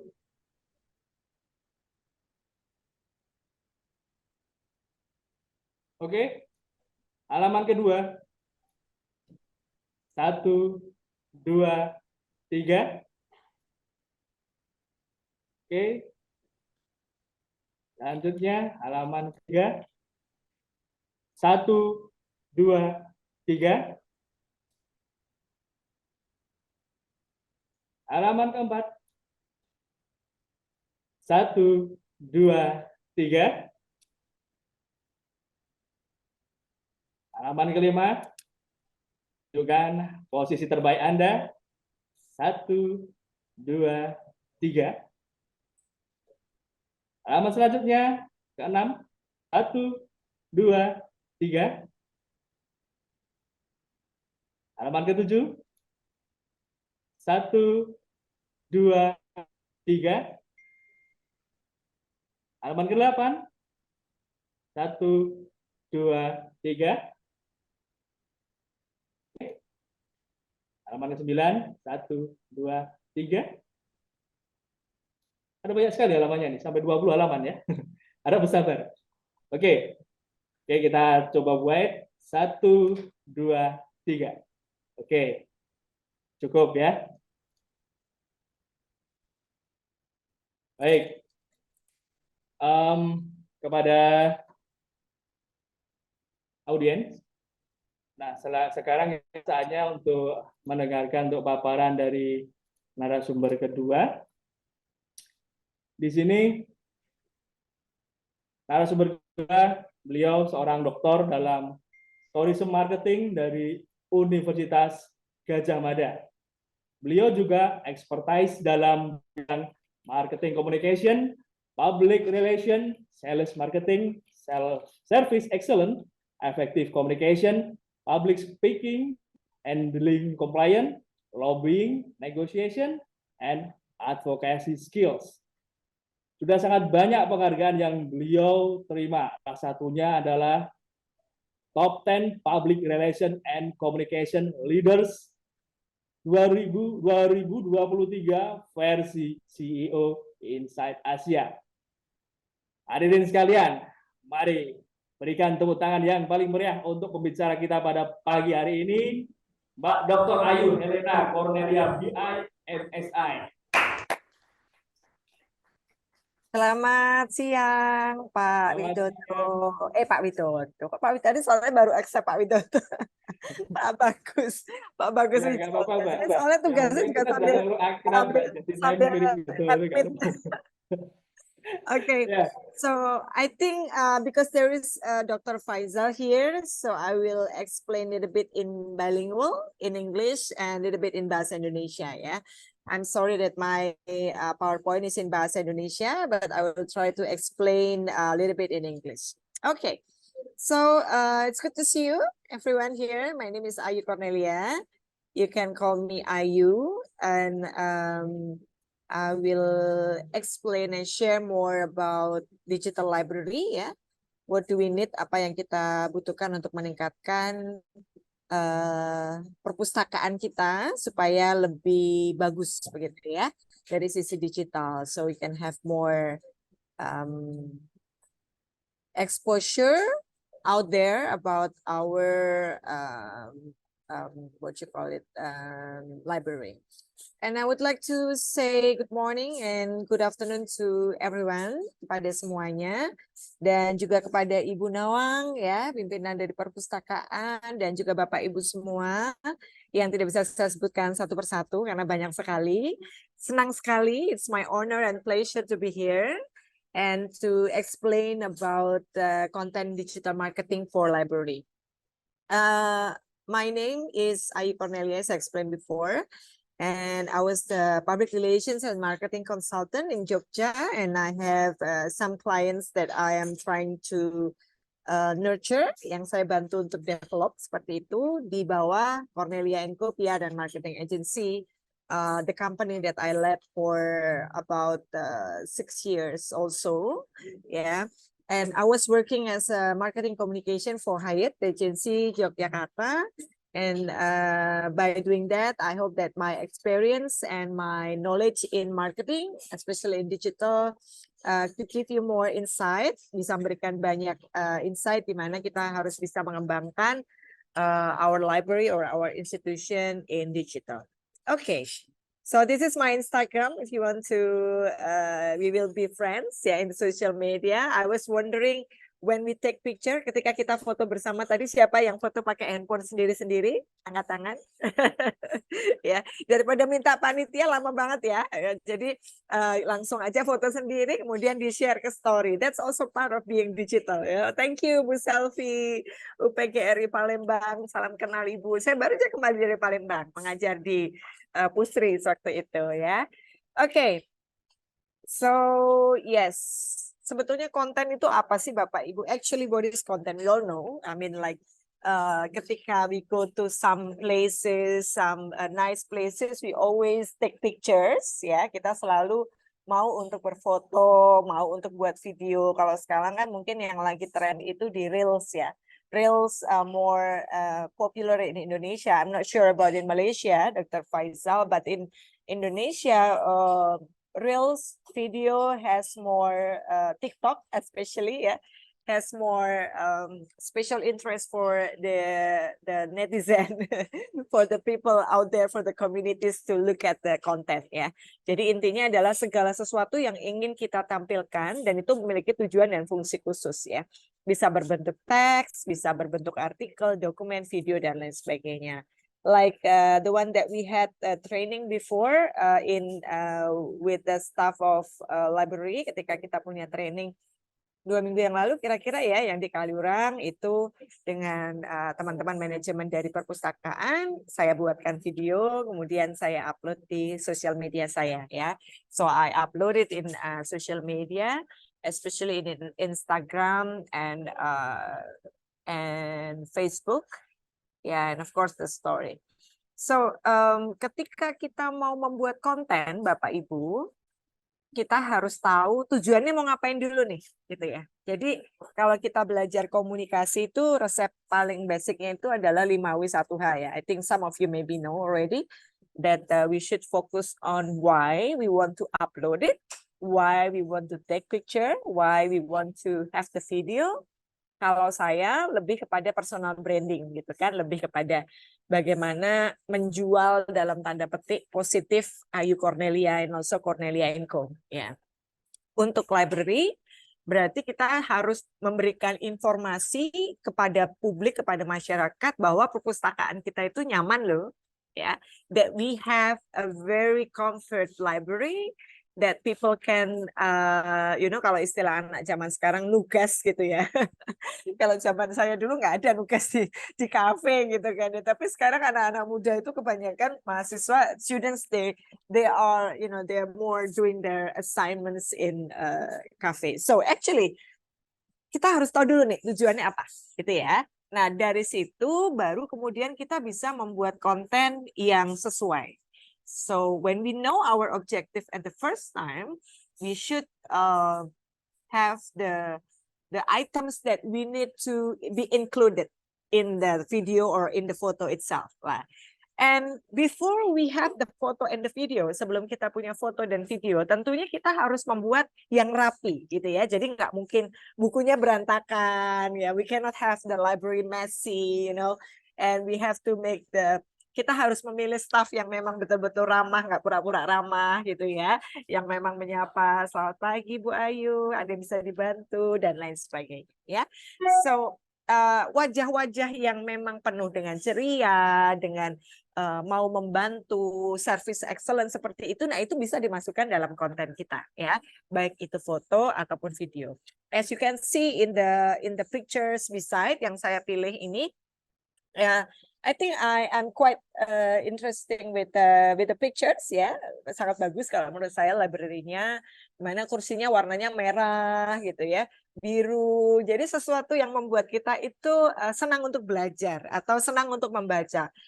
Kalau kita lihat misalnya semuanya hitam, terus mohon maaf kotor atau banyak noda-noda dan sebagainya, itu tidak membuat orang untuk mau foto di situ gitu ya. Jadi ketika kita memang ingin membuat library kita itu digitalize secara marketing, then we should have a nice ambience ya. Kita harus punya lingkungan yang nyaman untuk membuat orang akhirnya dia mau untuk mempromosikan perpustakaan, atau kalau kita bicara terkait dengan fasilitas yang ada di library secara digital, kita harus bisa menginformasikan kepada masyarakat bahwa ini loh, perpustakaan kita tuh punya fasilitas digital yang bagus. We have a very good facility in terms of digital, so please inform that to the public through your pictures, through your video, etc. Oke, nah apa sih itu sebetulnya konten marketing ya? Jadi Bapak Ibu sekalian, I agree with what Dr. Faizal Hamzah said before, that marketing is a genuine investment. And we need synergy for every aspects of the community, ya itu betul sekali. Jadi kita memang harus bisa bersinergi dengan banyak pihak untuk konten marketing itu. Misalnya kita mengadakan acara. Nah, this is actually that's part one of my I'm not saying expertise, but my daily assignments ya in terms of marketing communication ya. Jadi saya memang sangat dekat dengan kegiatan marketing communication seperti itu. Salah satunya adalah event ya. Marketing communication atau komunikasi pemasaran itu salah satunya adalah membuat event gitu. Jadi the library itself, we should have many useful events, ya, informative events that people are interested to learn and to study in your library, gitu ya. Jadi kita harus membuat orang itu senang untuk belajar di library kita, gitu. Misalnya tadi dengan fasilitas yang bagus tadi, misalnya dengan kursi yang bagus, kemudian tools yang bagus, kemudian juga dengan sistem, apalagi itu jangan dilewatkan ya, sistem untuk bisa pinjam buku secara online gitu ya, e-book, like I don't have to go to Gadjah Mada University, but I can borrow as long as I'm the member of it, or maybe I'm the alumni of Gadjah Mada, so there should be a system on that gitu ya. Nah, jadi konten marketing itu adalah pendekatan strategi pemasaran strategi pemasaran yang difokuskan pada pembuatan dan pendistribusian konten yang bernilai. So we should have value ya. Semua yang dikeluarkan di sosial media itu harus punya value. Value itu apa Mbak Ayu ya? Boleh dari fotonya yang bagus, boleh dari video yang bagus, dari captionnya yang menarik gitu ya. Jadi nggak boleh foto kalau orang Jawa bilang blawur gitu ya. Fotonya nggak jelas, you put blurred pictures and you put it in the feed, no one will interest on that ya.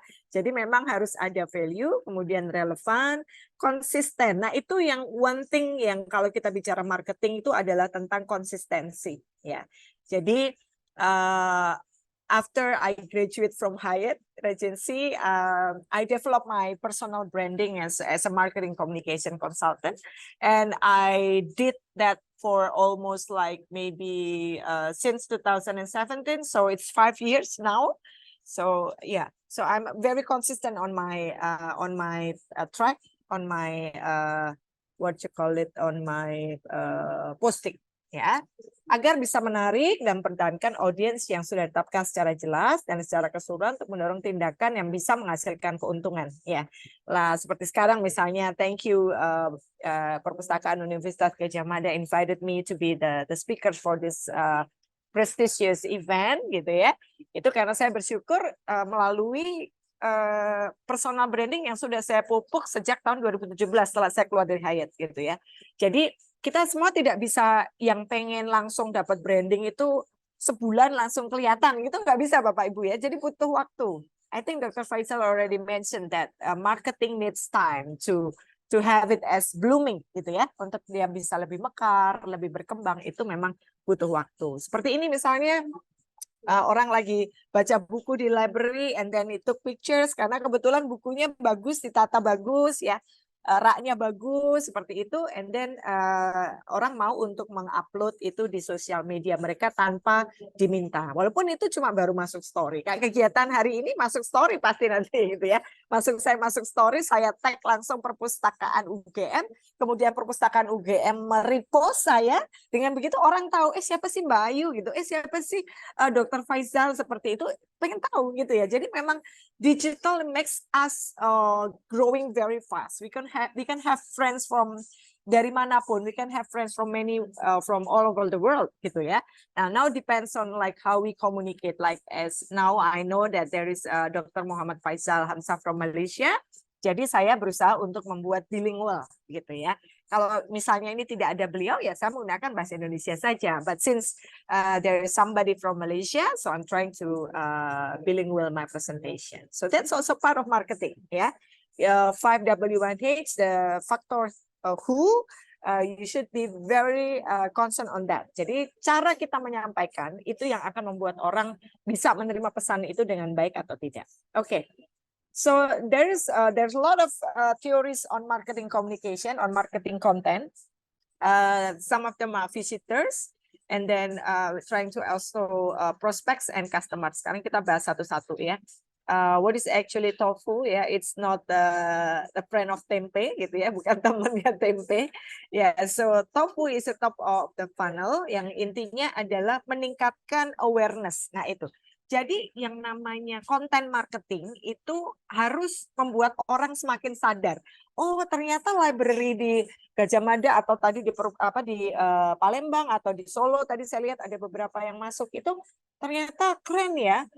Bisa belajar di situ, ambience-nya nyaman. Bahkan sekarang some of libraries they don't have chairs gitu ya. Ya beberapa perpustakaan seperti saya menghandle kebetulan saya konsultan untuk Sono Budoyo. Di Sono Budoyo Museum itu they have library also in the museum. And then the interesting part is that they have the bean bag ya. Jadi mereka duduk di bawah seperti itu, nggak punya kursi. Itu salah satu yang membuat orang zaman sekarang gitu tertarik untuk foto di situ gitu ya. Jadi itu Topu is also to improve over awareness, and then also kita menambah target-target pasar yang bisa kita jadikan satu untuk menjadi klien kita, potensial klien, walaupun memang yang perlu dipahami adalah untuk teman-teman di library ini kan memang mohon maaf lebih kepada non-profit begitu ya, lebih kepada non-profit, tapi siapa tahu kita memang ada kebutuhan untuk meningkatkan profit, maka we can have more like I was studying at Deakin University for my bachelor in Australia, and then when I visit there, they have a very nice tumbler, they have a very nice cover book, and they have a very nice buku pembatas buku seperti itu ya. Dan semua itu bisa kita masukkan di social media. We can put it in our Instagram, whether it's story or in the feed. And itu meningkatkan awareness bahwa oh ternyata library kita itu ada sistemnya digital yang bagus dan di sana itu sangat bagus untuk kita bisa belajar dan lain sebagainya ya. Kemudian juga improve engagement, meningkatkan website traffic dan juga lain-lain. Selanjutnya adalah MOFU. Oh, tadi ada TOFU, sekarang MOFU ya. Medium funnel adalah tahapan untuk menghasilkan prospek ya dengan mengunjung media sosial dan website Anda untuk follow up. Seperti tadi saya sampaikan, siapa yang sudah mengirim cepat foto gitu ya, kemudian masukkan di story Anda dengan caption atau lagu yang menarik, kan sekarang banyak tuh lagu-lagu di story yang kita bisa milih ya. Nah, kemudian Anda tag ke Ayu Cornellia, Anda tag ke Perpustakaan UGM atau Perpustakaan ke Universitas Malaya dan lain sebagainya. Kemudian akan di-repost gitu ya, akan di-repost oleh yang bersangkutan, oleh adminnya. Nah, itu berarti memperbesar, memperlebar jaringan pemasaran kita secara tidak langsung begitu ya. Jadi sering-seringlah Bapak Ibu, if you attending a seminar or if you attending a prestigious event, other acara lain, silakan Anda bisa foto-foto ya, foto-foto kemudian dimasukkan di story atau di feed dan di-tag kepada orang yang bersangkutan. Ya, itu akan menghasilkan prospek yang cukup bagus untuk potensial klien ke depan. Oke, kemudian juga mengumpulkan sebanyak-banyaknya kontak atau visitor untuk terus melakukan follow up kepada visitor yang lain. Selanjutnya juga ada BOFU, yaitu adalah bottom of funnel ya, tahapan paling akhir dari konten marketing. Tujuannya apa? Memaksimalkan nilai pelanggan secara langsung dan meningkatkan jumlah customer. Jadi sekali lagi karena library ini lebih kepada non-profit organization, maka we need to maintain our brand as a comfort library that people can learn there, bisa belajar di situ dan bisa kalau anak-anak muda seperti kita semua gitu ya, suka untuk upload konten ya, take pictures and ya we will, itu adalah salah satu sarana dari indirect marketing gitu ya. Jadi itu harus selalu kita lakukan. Nah, contoh kontennya misalnya adalah blog ya, kemudian juga walaupun blog sekarang udah nggak begitu tren seperti dulu, but we need to have update in social media, infografik, foto, e-magazine, e-book dan lain sebagainya. And then content more full medium of the funnel itu bisa free guide, kemudian free e-book, survei, quiz ya. Misalnya kayak kalau di Instagram kan kita ada story, terus kita buat polling gitu ya. Kalau kamu weekend ini pengen baca buku apa nih di perpustakaan misalnya, atau kamu mau nggak ngedate di perpustakaan misalnya, gitu ya. Like even Sono Budoyo Museum now we have a museum date gitu ya. Jadi ada foto-foto yang orang pacaran sambil baca gitu ya, sharing di perpustakaan seperti it's actually improving the awareness of your library that you have a very nice place untuk belajar di situ gitu ya. Oke, next one adalah misalnya kita punya testimoni. Nah, itu penting banget Bapak Ibu sekalian. Kita itu perlu ada testimoni dari customer tentang kita gitu ya. Jadi bisa biasanya kalau kita posting di feed ya, kemudian misalnya orang itu sangat berkesan, maka dia akan mengucapkan terima kasih atau dia akan cerita tentang apa seperti itu ya. Kemudian juga bisa comparison, perbandingan yang bagus, webinar, kemudian juga mini kelas ya. Misalnya melalui video yang berdurasi 7 sampai 10 menit itu pun juga terlalu lama ya. Kalau menurut saya 5 minutes is enough, bahkan kalau untuk foto kalau untuk video kayak di YouTube atau di Instagram itu sekitar maksimal 3 menit 5 menit sudah cukup ya. Nah, jangan lupa Bapak Ibu, if you want to have shooting in the library, you should prepare that before, ya harus disiapkan sebelumnya tempatnya yang nyaman, kemudian juga orang-orangnya yang ramah, buku yang memang lagi ngetren sekarang seperti apa sih yang dicari, kemudian dari sistem digitalnya itu sendiri apa sih yang mau ditingkatkan gitu ya. Misalnya kita punya apa sistem reservation atau kita punya sistem pinjam buku yang menarik sekarang bisa dilakukan online ya.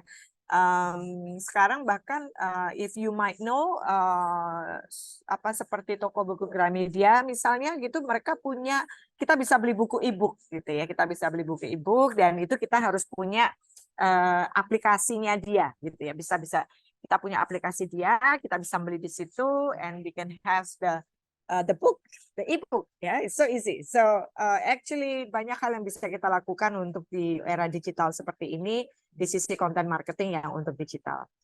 Baik, Bapak Ibu sekalian, ini adalah slide saya yang terakhir. Sebelum saya serahkan ke moderator, saya ingin menegaskan kembali bahwa content marketing itu gampang-gampang susah gitu ya. Kalau orang yang nggak niat gitu ya, itu memang sulit karena aduh repot banget sih, harus milih foto yang bagus, harus milih video yang harus membuat video yang bagus. Tapi kalau kita suka and we doing it passionately, I guarantee that you will be okay gitu ya. Anda akan bisa dengan menikmati program pemasaran secara digital ini. Contoh misalnya di library yang saya ini ya, saya screenshot ini kalau nggak salah dari Korea gitu ya, terus yang satunya saya nggak tahu di mana. But anyway, kita bisa menyediakan tempat-tempat yang nyaman seperti ini untuk membuat orang bisa membuat konten yang menarik ya, baik dari sisi buku, dari jurnal gitu. Kita bisa buat live Instagram gitu ya, dengan influencer yang ada. Mungkin kita punya mahasiswa yang memang dia followernya banyak, kita bisa minta tolong dia untuk tolong dong bantuin promosiin, kita punya perpustakaan punya program ini nih gitu ya, tolong untuk dipromosikan. Begitu pula dengan apa namanya untuk visitor ya, untuk visitor kenyamanannya seperti apa.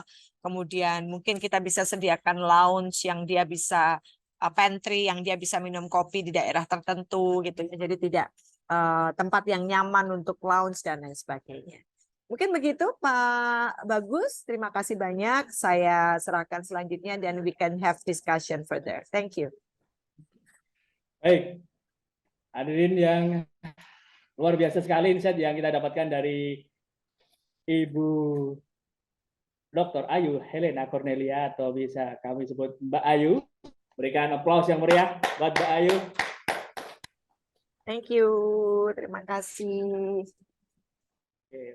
Dan mohon izin sedikit dapat saya simpulkan dari paparan Ibu Dr. Ayu Helena Cornellia M.Si bahwa pendekatan strategi pemasaran yang difokuskan pada pembuatan dan pendistribusian konten yang bernilai, relevan dan konsisten.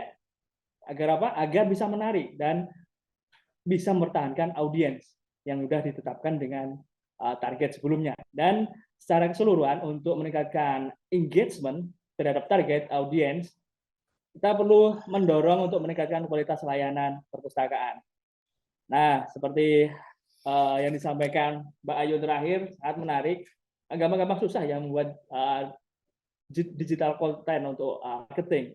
Namun hal itu tidak menutup kemungkinan untuk kita mencoba berusaha menyajikan konten yang menarik dalam masa layanan yang ada di perpustakaan. Oke, berikutnya kita masuk pada sesi ketiga, yaitu diskusi ataupun tanya-jawab.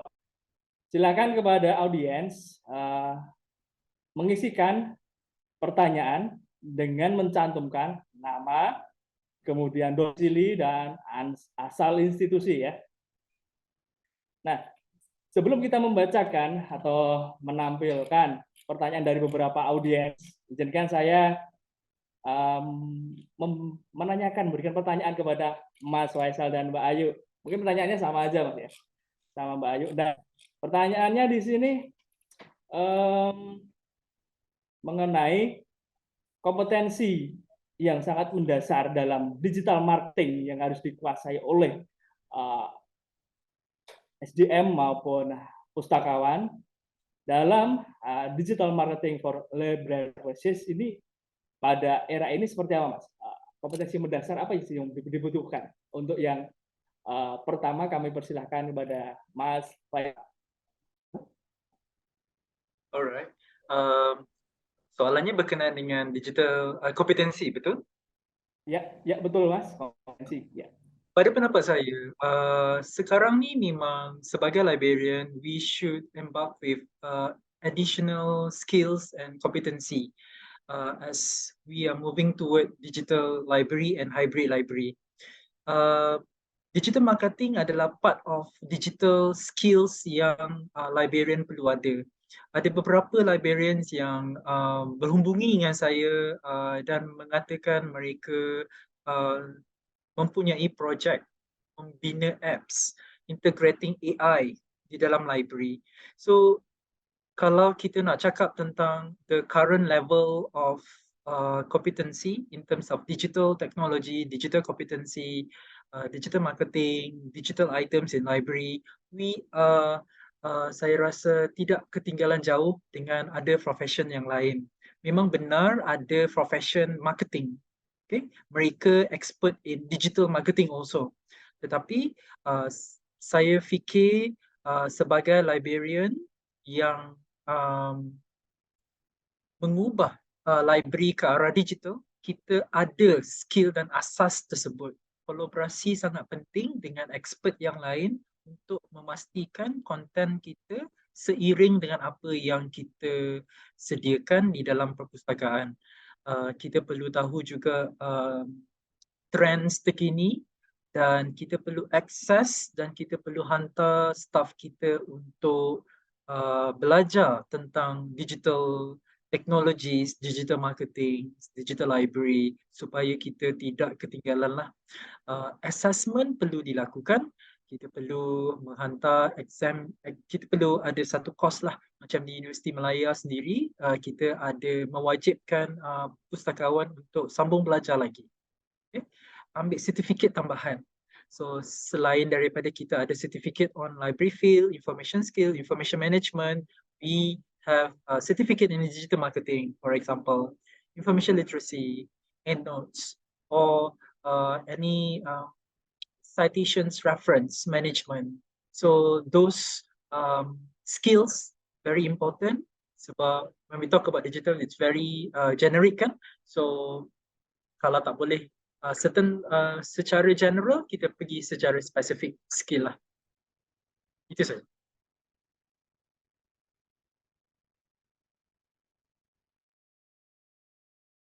Your mic, Pak. I'm sorry. Terima kasih Mas Faizal. Nah ini sudah kita mulai dekat ya Mas Akrab. Terima kasih sudah mengingatkan mic saya, ternyata masih close. Selanjutnya kepada Mbak Ayu kami persilahkan. Kompetensi apa sih Mbak yang mendasar bagi pustakawan yang harus dimiliki untuk digital library? Silakan. Ya, jawaban saya hampir sama sebetulnya, almost the same with what Dr. Faizal said. Dengan jelas kalau kita ngomongin marketing kan berarti dia harus punya basic marketing dulu nih ya Pak Bagus ya, dan juga Bapak Ibu semua. Harus bisa membedakan antara sales dan marketing itu apa, kemudian kompetensi marketing itu apa yang harus dimiliki. Kemudian juga walaupun tidak bisa mengedit, jadi ada orang lain yang mengeditkan, tetapi would be good untuk tahu video yang bagus tuh kayak apa sih gitu ya, foto yang bagus itu seperti apa sih, konten yang bagus itu seperti apa gitu. Jadi supaya tidak nggak sepenuhnya 100% percaya pada orang lain, tapi library staff pun juga semakin kompeten kan, karena ditingkatkan kompetensinya tadi. I agree with the certification itu ya, mengambil sertifikasi itu juga penting.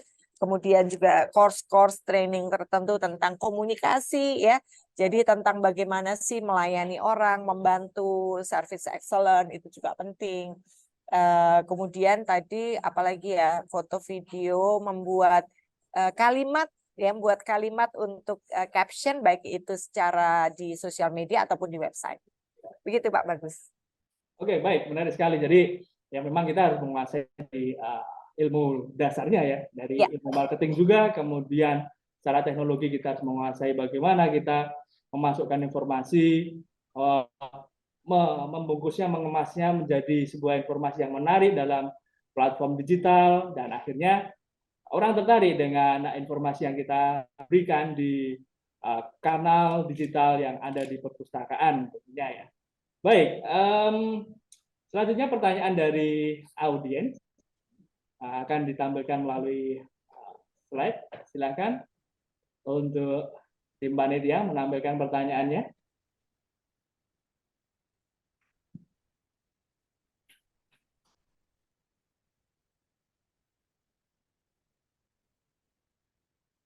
Baik, pertanyaan dari Arif Y. Ismanto, Universitas Muhammadiyah Malang, kepada Mas Faizal. Di sini pertanyaannya, how to do marketing without budget for small library? Thanks, Mr. Faizal. How to do marketing without budget for small library? Okay, kebanyakan digital marketing ataupun social media sebenarnya percuma. Cuma kita perlu invest kalau kita nak boost the content, bila kita nak capture certain category of user, bila kita nak do something related to publish, okay, kita nak promote mereka, posting tersebut perlu ada bayaran. Jika di Facebook, kalau ringgit Malaysia tu dalam RM2.50, okay, very small amount lah.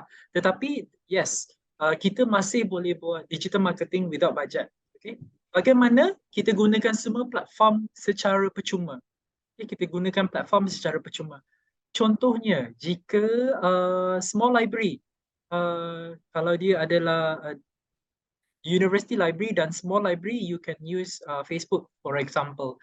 It's free. You can create account. You still can communicate with your user. The plugin of checkbox, it's free.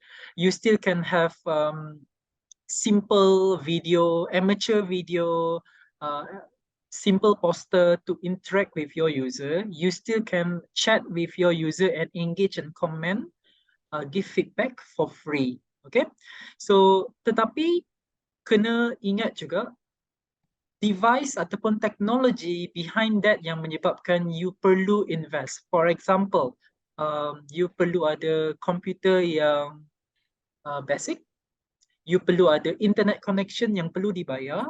You perlu ada mungkin software tu saya tak tahulah, ada yang pirate or legit software, right?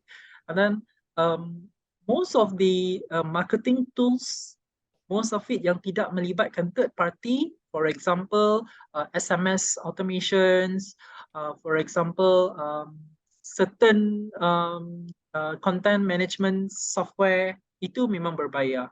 Tetapi you can replace it with few software yang percuma, contohnya macam TweetDeck. Dia boleh monitor Facebook and Twitter dalam masa yang sama. And then you boleh integrate with Google platform punya scheduling pun boleh juga. And all the scheduling yang ada di dalam Facebook juga percuma ya. So tak semua yang berbayar. Jika you nak ada satu aim, contohnya you nak make sure your poster pop-up sentiasa ada, itu memang berbayar. Contoh lain, you nak go to target audience yang berbeza, itu berbayar. Jika you nak run certain report yang very depth report, itu berbayar. Okay? Tetapi to start marketing without budget memang possible semuanya. Cuma kita kena kaji effectiveness dia. Adakah ia okey ataupun tidak okey dengan kita punya organisasi. Okay? So again, jika Dr. Ayu nak respond on this, pun boleh juga. Tapi from my experience, we start with no budget. We just use everything yang kami ada sahaja di Universiti Malaya. And again, Facebook Universiti Malaya adalah yang terbanyak di Asia. So we managed to start with no budget and we spend amount yang sangat sedikit. The key here is consistent branding. You have to know how to tackle your audience. Ada banyak mekanisme lain yang membantu menaikkan you punya marketing. Okay. Last sebelum saya hand over back to our moderator, sometimes benda-benda yang viral mungkin membantu your marketing.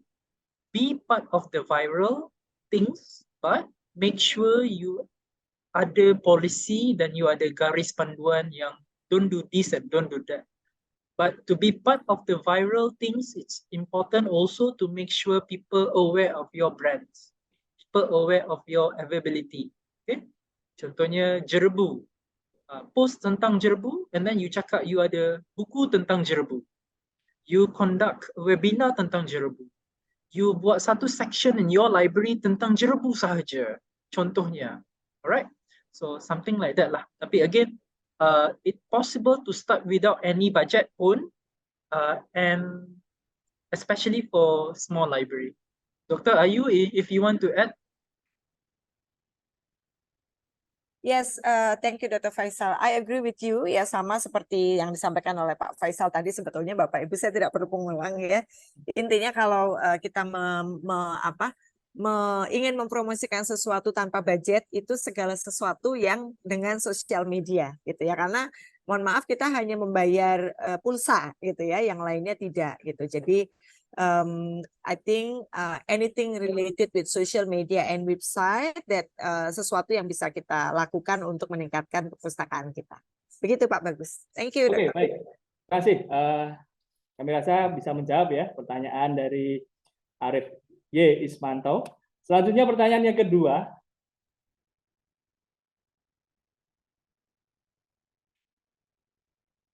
Dari Krisyandi Trikartika, Perpustakaan Universitas Ciputra Surabaya, kepada Mbak Ayu. Di sini penamaan instansi enaknya bahasa Inggris atau bahasa Indonesia. Di dunia digital marketing, contoh Gadjah Mada University atau GMU atau Universitas Gadjah Mada. Apakah ada efek di bidang marketing bila nama institusi memakai dua macam bahasa? Terima kasih. Silakan Mbak Ayu. Sebetulnya terima kasih Ibu ya, sepertinya Ibu Krisyandi Trikartika. Untuk saya memang sebaiknya kalau memang namanya kayak Gadjah Mada pun juga tidak diterjemahkan ya. Jadi namanya memang hanya Universitas Gadjah Mada gitu. Jadi kalau Universitas Ciputra Surabaya juga Universitas Ciputra Surabaya saja gitu. Jadi tidak perlu untuk secara formal ditulis ya. Namun ketika kita berbicara secara verbal, mungkin menggunakan diterjemahkan juga tidak apa-apa gitu. Like maybe if I introduce myself to Dr. Faizal, I will say I was graduated from Gadjah Mada University gitu ya. Itu nggak apa-apa. Tetapi kalau itu ditulis lebih baik menggunakan bahasa yang semestinya saja gitu. Jadi tidak perlu terus harus diganti secara bahasa Inggris gitu, enggak sih. Cuma kayak kalau ditulis si rilis, ya rilis si penulisan di body paragraf itu nggak apa-apa. Begitu Bapak Ibu. Baik, terima kasih Mbak Ayu. Bisa menambahkan karena di sini penamaan instansi ya. Nah ini terkait dengan branding. Kita bisa merujuk pada branding di universitas, di mana seperti dicontohkan Universitas Gadjah Mada. Jadi sekarang di Universitas Gadjah Mada itu di-branding dengan UGM ya, Universitas Gadjah Mada, seperti itu. Jadi branding nasional maupun internasional tetap sama. Oke, selanjutnya pertanyaan yang ketiga dari Yosua Danang Wijoyo, SMA Santa Maria Surabaya, kepada Mas Faizal. What specific digital marketing tactics can be employed to navigate and thrive in the highly competitive digital landscape, ensuring that our message about library services reach the intended audience effectively and doesn't get lost in the invasi of online information? Silakan Mas Faizal. All right. This is very good question. Always remember, we as a librarian, we solve people's problems. We give people information that they need. Okay, so how to stay relevant, how to stay visible in the internet, or how to stay relevant and visible in digital marketing field. Okay, you should be able to answer all people's problems. Okay, people's problems. You should have branding. You should have a strong background. You should have a strong visibility, meaning to say platform tersebut adalah legit platform. Meaning to say, if you use X, Twitter, for example, ya, X, so you menjawab soalan apa yang current problems. So people will engage with you. People will definitely interested to know more, and you should engage with user. Kalau user tu comment, you should feedback, comment balik. Okay, engage with them. Linkkan mereka dengan beberapa agensi, linkkan mereka dengan beberapa librarian yang lain. Okay, contoh soalannya adalah what is the best where should I learn about APA citations, for example, in social media, yeah?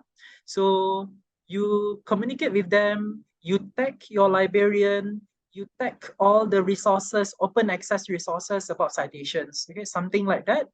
So the logarithm captured by the Google or Google, and the logarithm will capture by the social media will make them understand that this information is very important. Jika ada orang yang bertanya soalan yang sama, mereka akan capture this answer first. Okay, this answer first. Tetapi jika kita cakap technical side, you should be able to have semua digital service yang sangat mudah untuk diakses.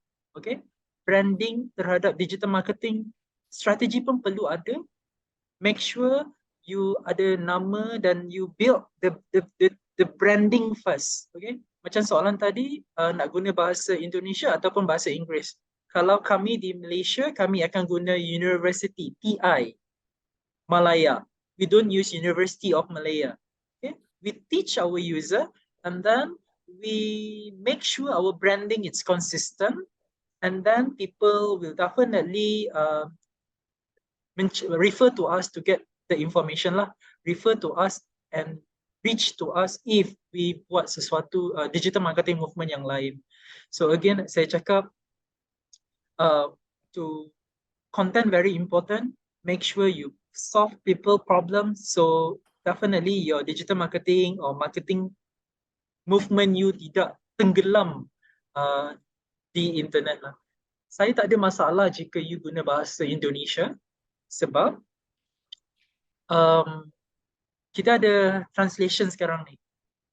There is a AI technology, dia memang boleh translate it, and jika audience you menggunakan bahasa Indonesia, please do a marketing in bahasa Indonesia also, supaya lebih sampai isinya kepada you punya user.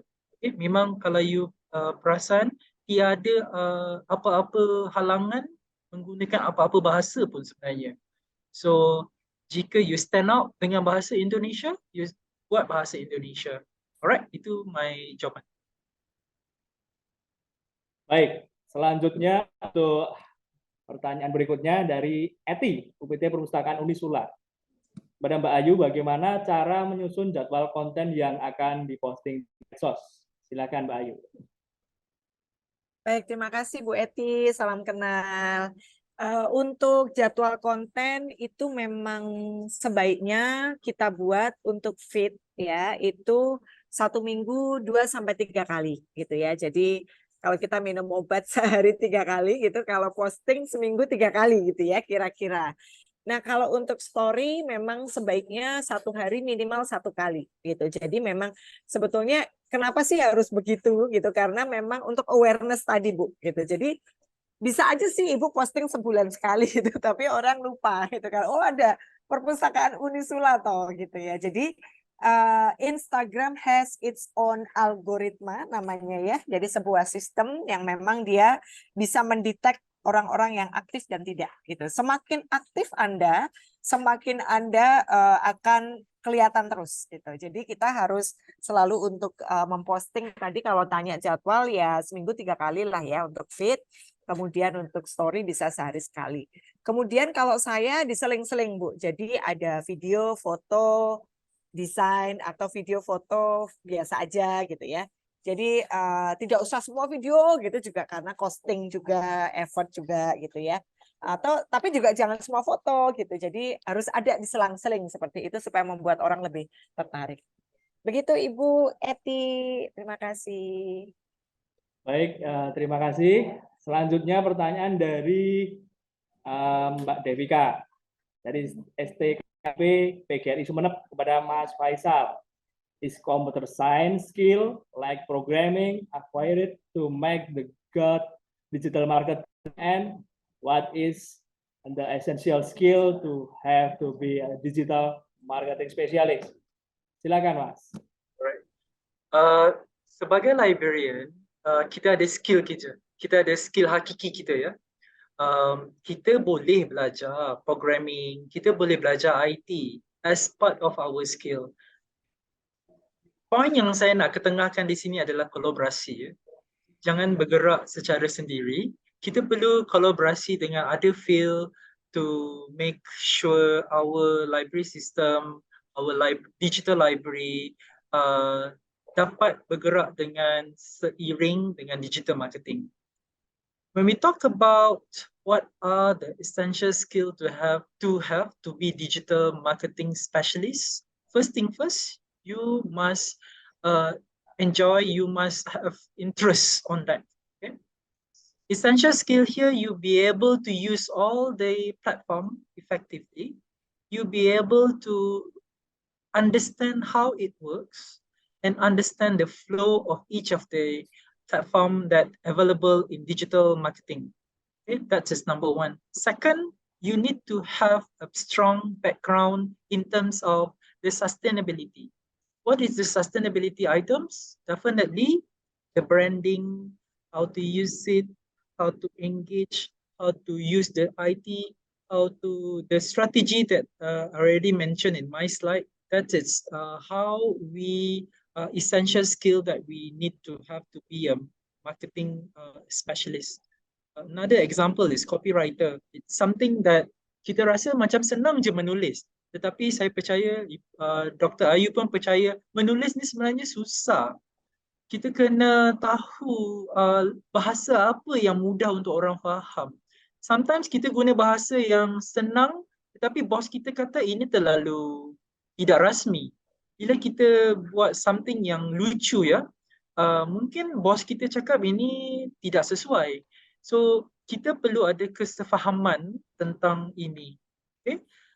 Betul kalau you go beyond that in terms of IT, especially in programming, or you have a IT skill yang lain, okay? Coding, it's a good effort if you have that skill.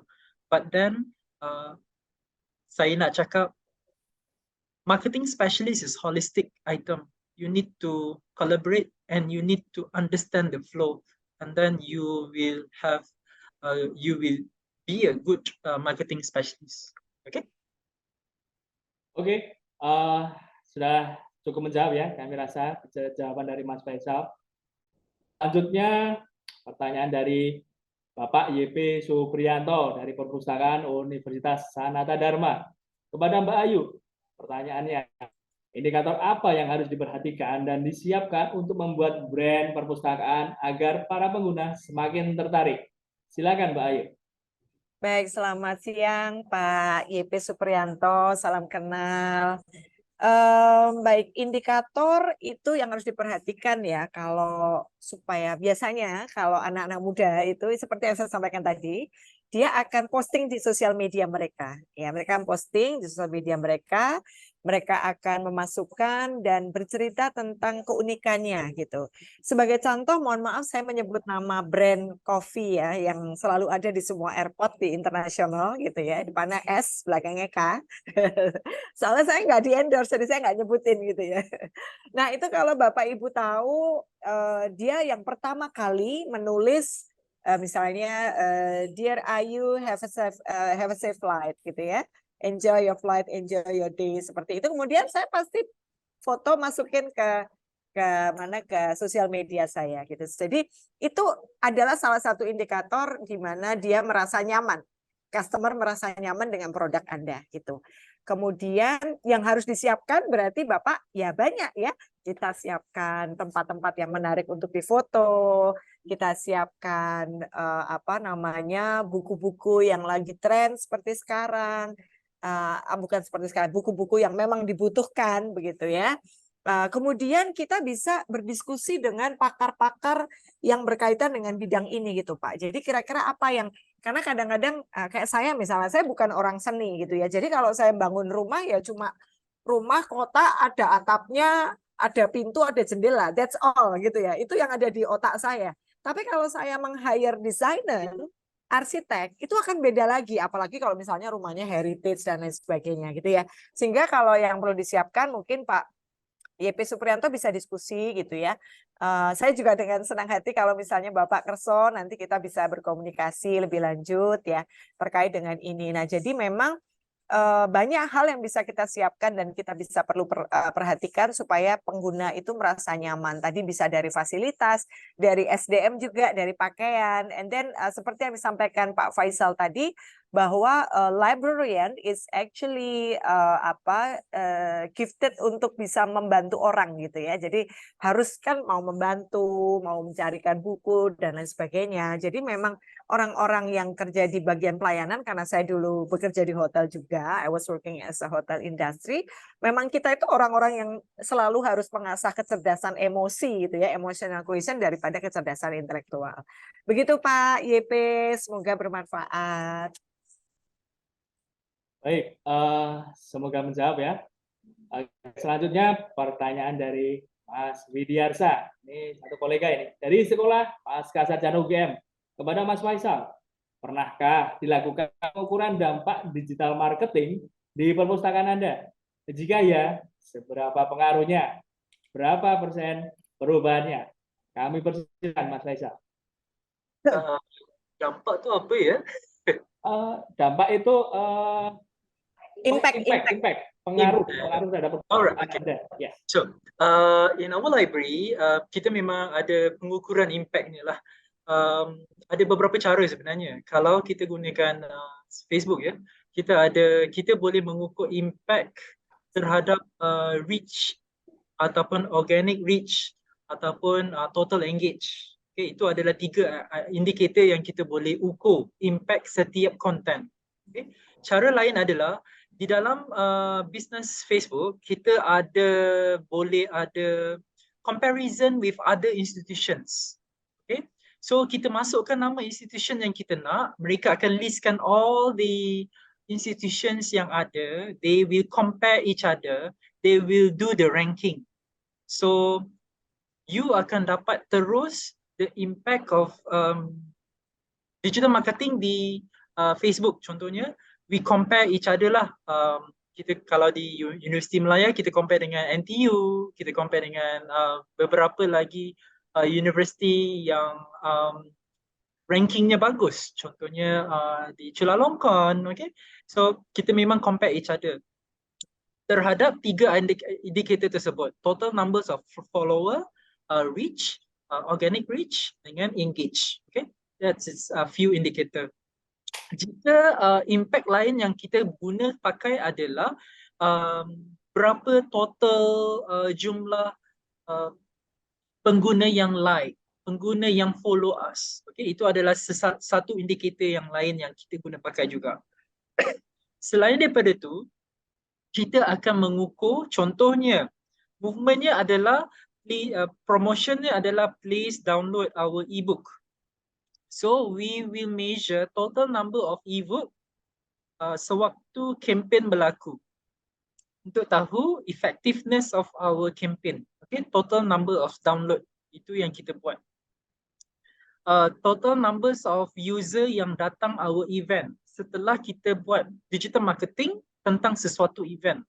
So kita impact dia kita buat dengan total numbers. Okay.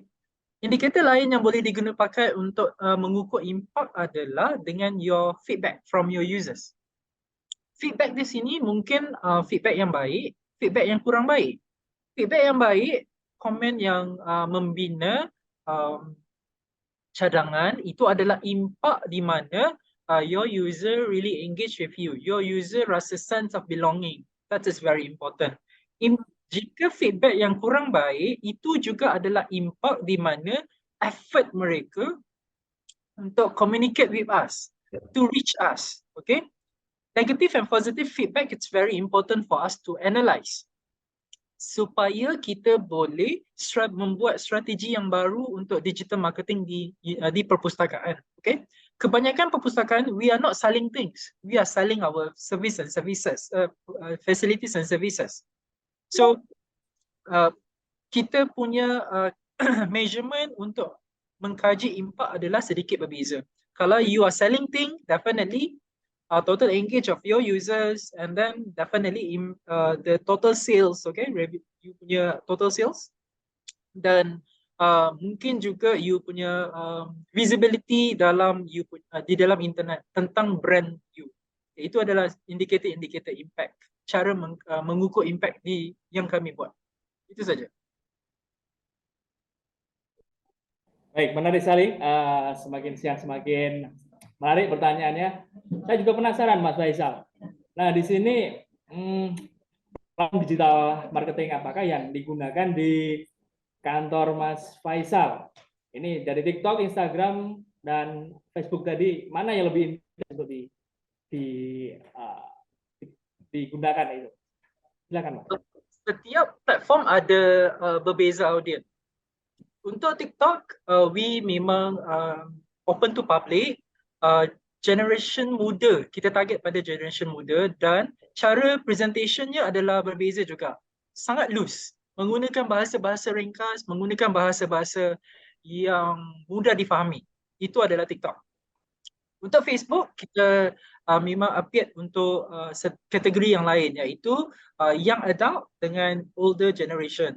Sebab melalui kajian kami, mereka engage with us. Semua alumni memang follow us di dalam Facebook. Untuk Twitter, kebanyakan user baru young generation will use Twitter. So each of the platform mempunyai target audience yang berbeza. There is no which one is the best. Okay, there is no which one is the best. Jika you nak buat apa-apa event, you should study the platform first. Kalau event tersebut untuk bersifat majmuk, bersifat holistic, you can use Facebook. Jika your follower banyak di TikTok, and you should study the character of user using TikTok. Mereka sangat nak information yang sangat cepat. Mereka nak solution based. Mereka nak hiburan. So penggunaannya berbeza. Okay, so there is no champion which platform yang boleh digunakan pakai di library. It's try and error. It's all about your user. Study your user first. Oke, baik. Menarik sekali ya. Selanjutnya kita kembali ke pertanyaan dari audiens. Silakan. Nah, di sini pertanyaan dari Rizka Wulandari kepada Mbak Ayu. Bagaimana meningkatkan jumlah customer, Mbak? Silakan, Mbak Ayu. Oke, terima kasih Mbak Rizka. Salam kenal ya. Nah, kalau dari saya meningkatkan jumlah customer, jelas orang harus kenal dulu sama Anda gitu ya. Jadi supaya in terms of library, berarti kita perlu mengadakan seperti yang saya sampaikan tadi ya, event sebulan sekali gitu ya. Kita adakan event di mana kita bisa mengundang banyak customer untuk datang ke perpustakaan Anda ataupun ke institusi Anda gitu ya. Walaupun memang yang namanya marketing itu tidak selalu indirect selling gitu ya. Jadi kalau kita punya acara terus habis itu kita langsung dapat uang dari situ gitu belum tentu juga gitu ya. Tetapi yang saya bisa memberikan kabar gembiranya adalah you will deserve for it one day gitu ya. Anda akan mendapatkan sesuatu out of your marketing efforts gitu. Namun perlu dilakukan secara konsisten dan persisten. Misalnya tadi sinergi dengan komunitas yang ada di kota Anda, kemudian sering mengadakan event dan juga secara online digital Anda juga terlihat ya. Begitu Mbak Rizka, terima kasih. Baik, selanjutnya pertanyaan dari next page, Mas. Oke, Mbak Katarina Heti, Perpustakaan Unika Widya Mandala Surabaya. Kepada Mbak Ayu, gimana sih bikin caption yang bagus dan menarik? Kadang buntu nih, pas mau bikin, padahal foto udah siap di. Makasih Mbak, silakan Mbak Ayu. Ya, ini pertanyaan yang sangat menarik kalau menurut saya karena saya juga sering alami gitu ya. I experience that a lot gitu. Namun yang saya lakukan adalah banyak membaca. Kemudian gini Mbak Katarina ya. Kalau saya biasanya yang penting tuh story terus Mbak. Terus story itu yang penting terus masuk. Nah, feed itu tidak semua kegiatan kita itu harus dimasukkan feed semua gitu ya. Kayak saya juga alhamdulillah puji Tuhan sering banget diminta jadi narasumber, itu nggak semua saya masukkan di feed gitu ya. Jadi only some of them who I think has the value itu saya masukkan di feed, yang lain saya masukkan di story. Bukan berarti bahwa itu tidak memiliki value gitu, enggak. Hanya dari sisi foto, kemudian dari sisi video atau captionnya belum pas gitu ya. Jadi kalau tanya gimana caranya, banyaklah membaca, banyaklah melihat sesuatu yang bermanfaat. Kalau saya follow beberapa akun yang memang dia ke motivasi, inspirational seperti itu. Karena kan memang library ini intinya kan tadi, satu kita non-profit, dua kita mengedukasi gitu kan. Kita bukan yang jualan sesuatu yang nari-nari ala TikTok gitu loh. Boleh sih sebetulnya gitu ya. Kalau if you can do it, it's okay, it's totally fine gitu ya. Namun kalau itu juga tidak bisa Anda lakukan juga jangan dipaksakan begitu. Jadi banyak baca, banyak. Kalau saya tuh sering kalau lagi nyetir gitu di lampu merah lihat-lihat gitu ya. Apa ya yang bisa saya masukin untuk menjadi caption. Nah, kalau kita bicara ini kan sangat erat kaitannya dengan public relations ya. Itu juga kebetulan kegiatan saya harus dekat dengan kalender gitu ya. Jadi momen itu sangat berarti. Kayak misalnya nih, hari ini kita buat digital marketing webinar nasional for library service. Itu captionnya kita bisa arahkan kepada Hari Guru 25 November yang lalu, hari Sabtu gitu ya. Itu bisa juga gitu. Jadi anything that relate with calendar of events itu bisa kita masukkan. Begitu. Baik, semoga menjawab ya pertanyaannya, jawaban dari Mbak Ayu. Kemudian selanjutnya pertanyaan yang selanjutnya dari Nandita Dewi, Win Sunan Kalijaga, Yogyakarta. Ini kepada Mas Faizal ya. Thanks for your material information, very nice. I wanna ask you, how tips and tricks to new library create branding and what should we prepare first to do digital marketing? Silakan Mas Faizal. Alright. It's very important to study your objective, mission, and objective of your institution first ya. Selepas itu, you perlu ada branding, meaning to say what are the official colors. Okay, is there any graphic or design that represent your institutions? Is there any something that you need to highlight, represent your library? Okay, so untuk branding, you kena study juga branding apa yang paling basic. Okay, yang paling basic di sini adalah colors, mungkin poster, mungkin ada satu di atas ni ya, macam di sini ada logo university. Okay, so you need to have that branding untuk sebelum you buat any digital marketing. Tips and trick untuk new library, you perlu ada narrative. Okay, narrative it's something that what you want to tell your users. So it's informative narrative. It can be questions Q&A narrative. Okay, so So you should be able to understand which narrative yang you nak buat. Kita selalu tengok dekat dalam Instagram or even TikTok ada quotes, quotes, positive quotes. So you can start with that quotes first, small quotes related to your library or related to any motivation quotes to create the awareness first. Okay, you can start with amateur video, buat library tour, and then post it in your social media. Start small first, okay? Tetapi always remember narrative is very important. Cara kamu menyampaikan tu sangat penting. Consistency is important also. Start with small, start with the same colors, start with the same design, and then start small, okay? Itu saja. Baik, menarik sekali jawaban dari narasumber kita, dan menarik juga pertanyaan dari audiens. Oke, selanjutnya sepertinya ini terima kasih pada Bapak Dr. Muhammad Faizal Hamzah dan Ibu Dr. Ayu Helena Cornellia BA M.Si. Sepertinya sudah dirasa cukup ini menjawab beberapa pertanyaan dari audiens.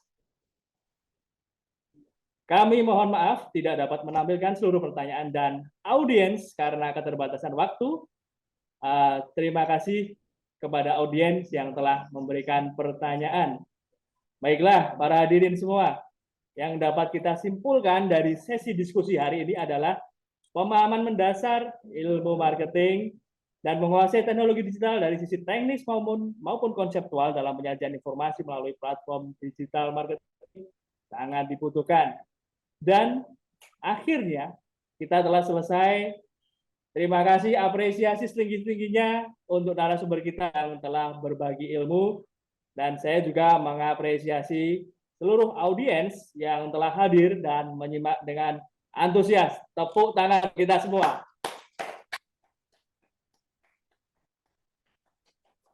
Sebelum saya tutup, saya persilahkan kepada pembicara kita untuk memberikan closing statement. Closing statement yang pertama kami persilakan kepada Mas Faizal. 1 menit. Silakan, Bapak. Again, don't afraid to invest in digital marketing, learn and collaborate with others. And I would like to share my experience. Please connect with me via LinkedIn. We can have a better conversations and Q&A session there. I will share my slide there. Digital marketing is not ambitious thing. It's very easy to do it. So please do your digital marketing to promote our library services. Baik, selanjutnya closing statement dari Mbak Ayu, 1 menit. Silakan. Okay, thank you. Digital marketing is very important to improve your brand. Sehingga jika kita ingin membuat library kita itu dikenal sebagai tempat yang nyaman untuk belajar, sekali edutainment ya, education entertainment. So please fill it with many digital marketing activities in your social media and your website. Tentunya dengan perencanaan marketing yang terarah, yang mengarah kepada call to action dan lain sebagainya. Banyak yang perlu dipelajari, tapi saya percaya Bapak Ibu pasti bisa, semangat ya, supaya orang semakin nyaman untuk belajar di library Anda. Terima kasih. Baik, terima kasih. Sekali lagi terima kasih kepada narasumber dan audiens pada webinar nasional Digital Marketing for Library Services hari ini.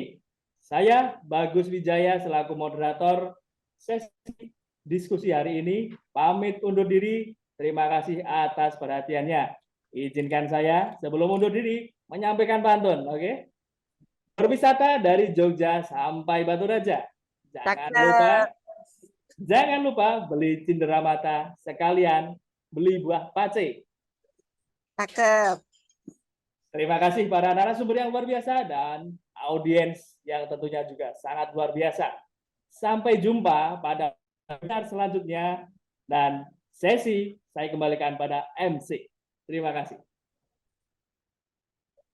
Baik, terima kasih sampaikan kepada Mas Faizal dan Mbak Ayu yang telah memaparkan materi webinar pada hari ini. Dan terima kasih juga kepada Mas Bagus yang telah memandu acara dengan sangat luar biasa. Selanjutnya kami mengingatkan untuk Bapak Ibu dapat mengisi link evaluasi yang tertera di kolom chat di ugm.id/wdm.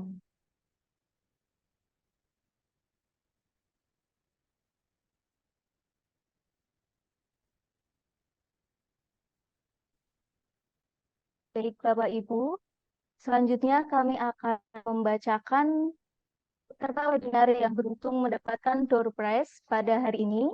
Yang pertama ada Bapak Arif Y. Ismanto, kemudian ada Bapak Yosua Danang Wijoyo Esos, kemudian ada Ibu Devika dari STKIP PGRI Sumeneb, selanjutnya ada Bapak YP Supriyanto dari Perpustakaan Universitas Sanata Dharma, yang selanjutnya ada Rudiarsa dari Sekolah Pasca Sarjana UGM, dan yang terakhir ada Katrina Heti.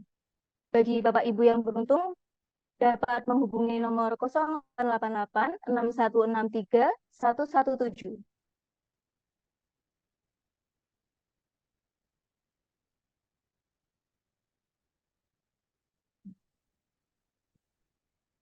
Baik, Bapak Ibu yang berbahagia, kini telah sampailah kita di penghujung acara.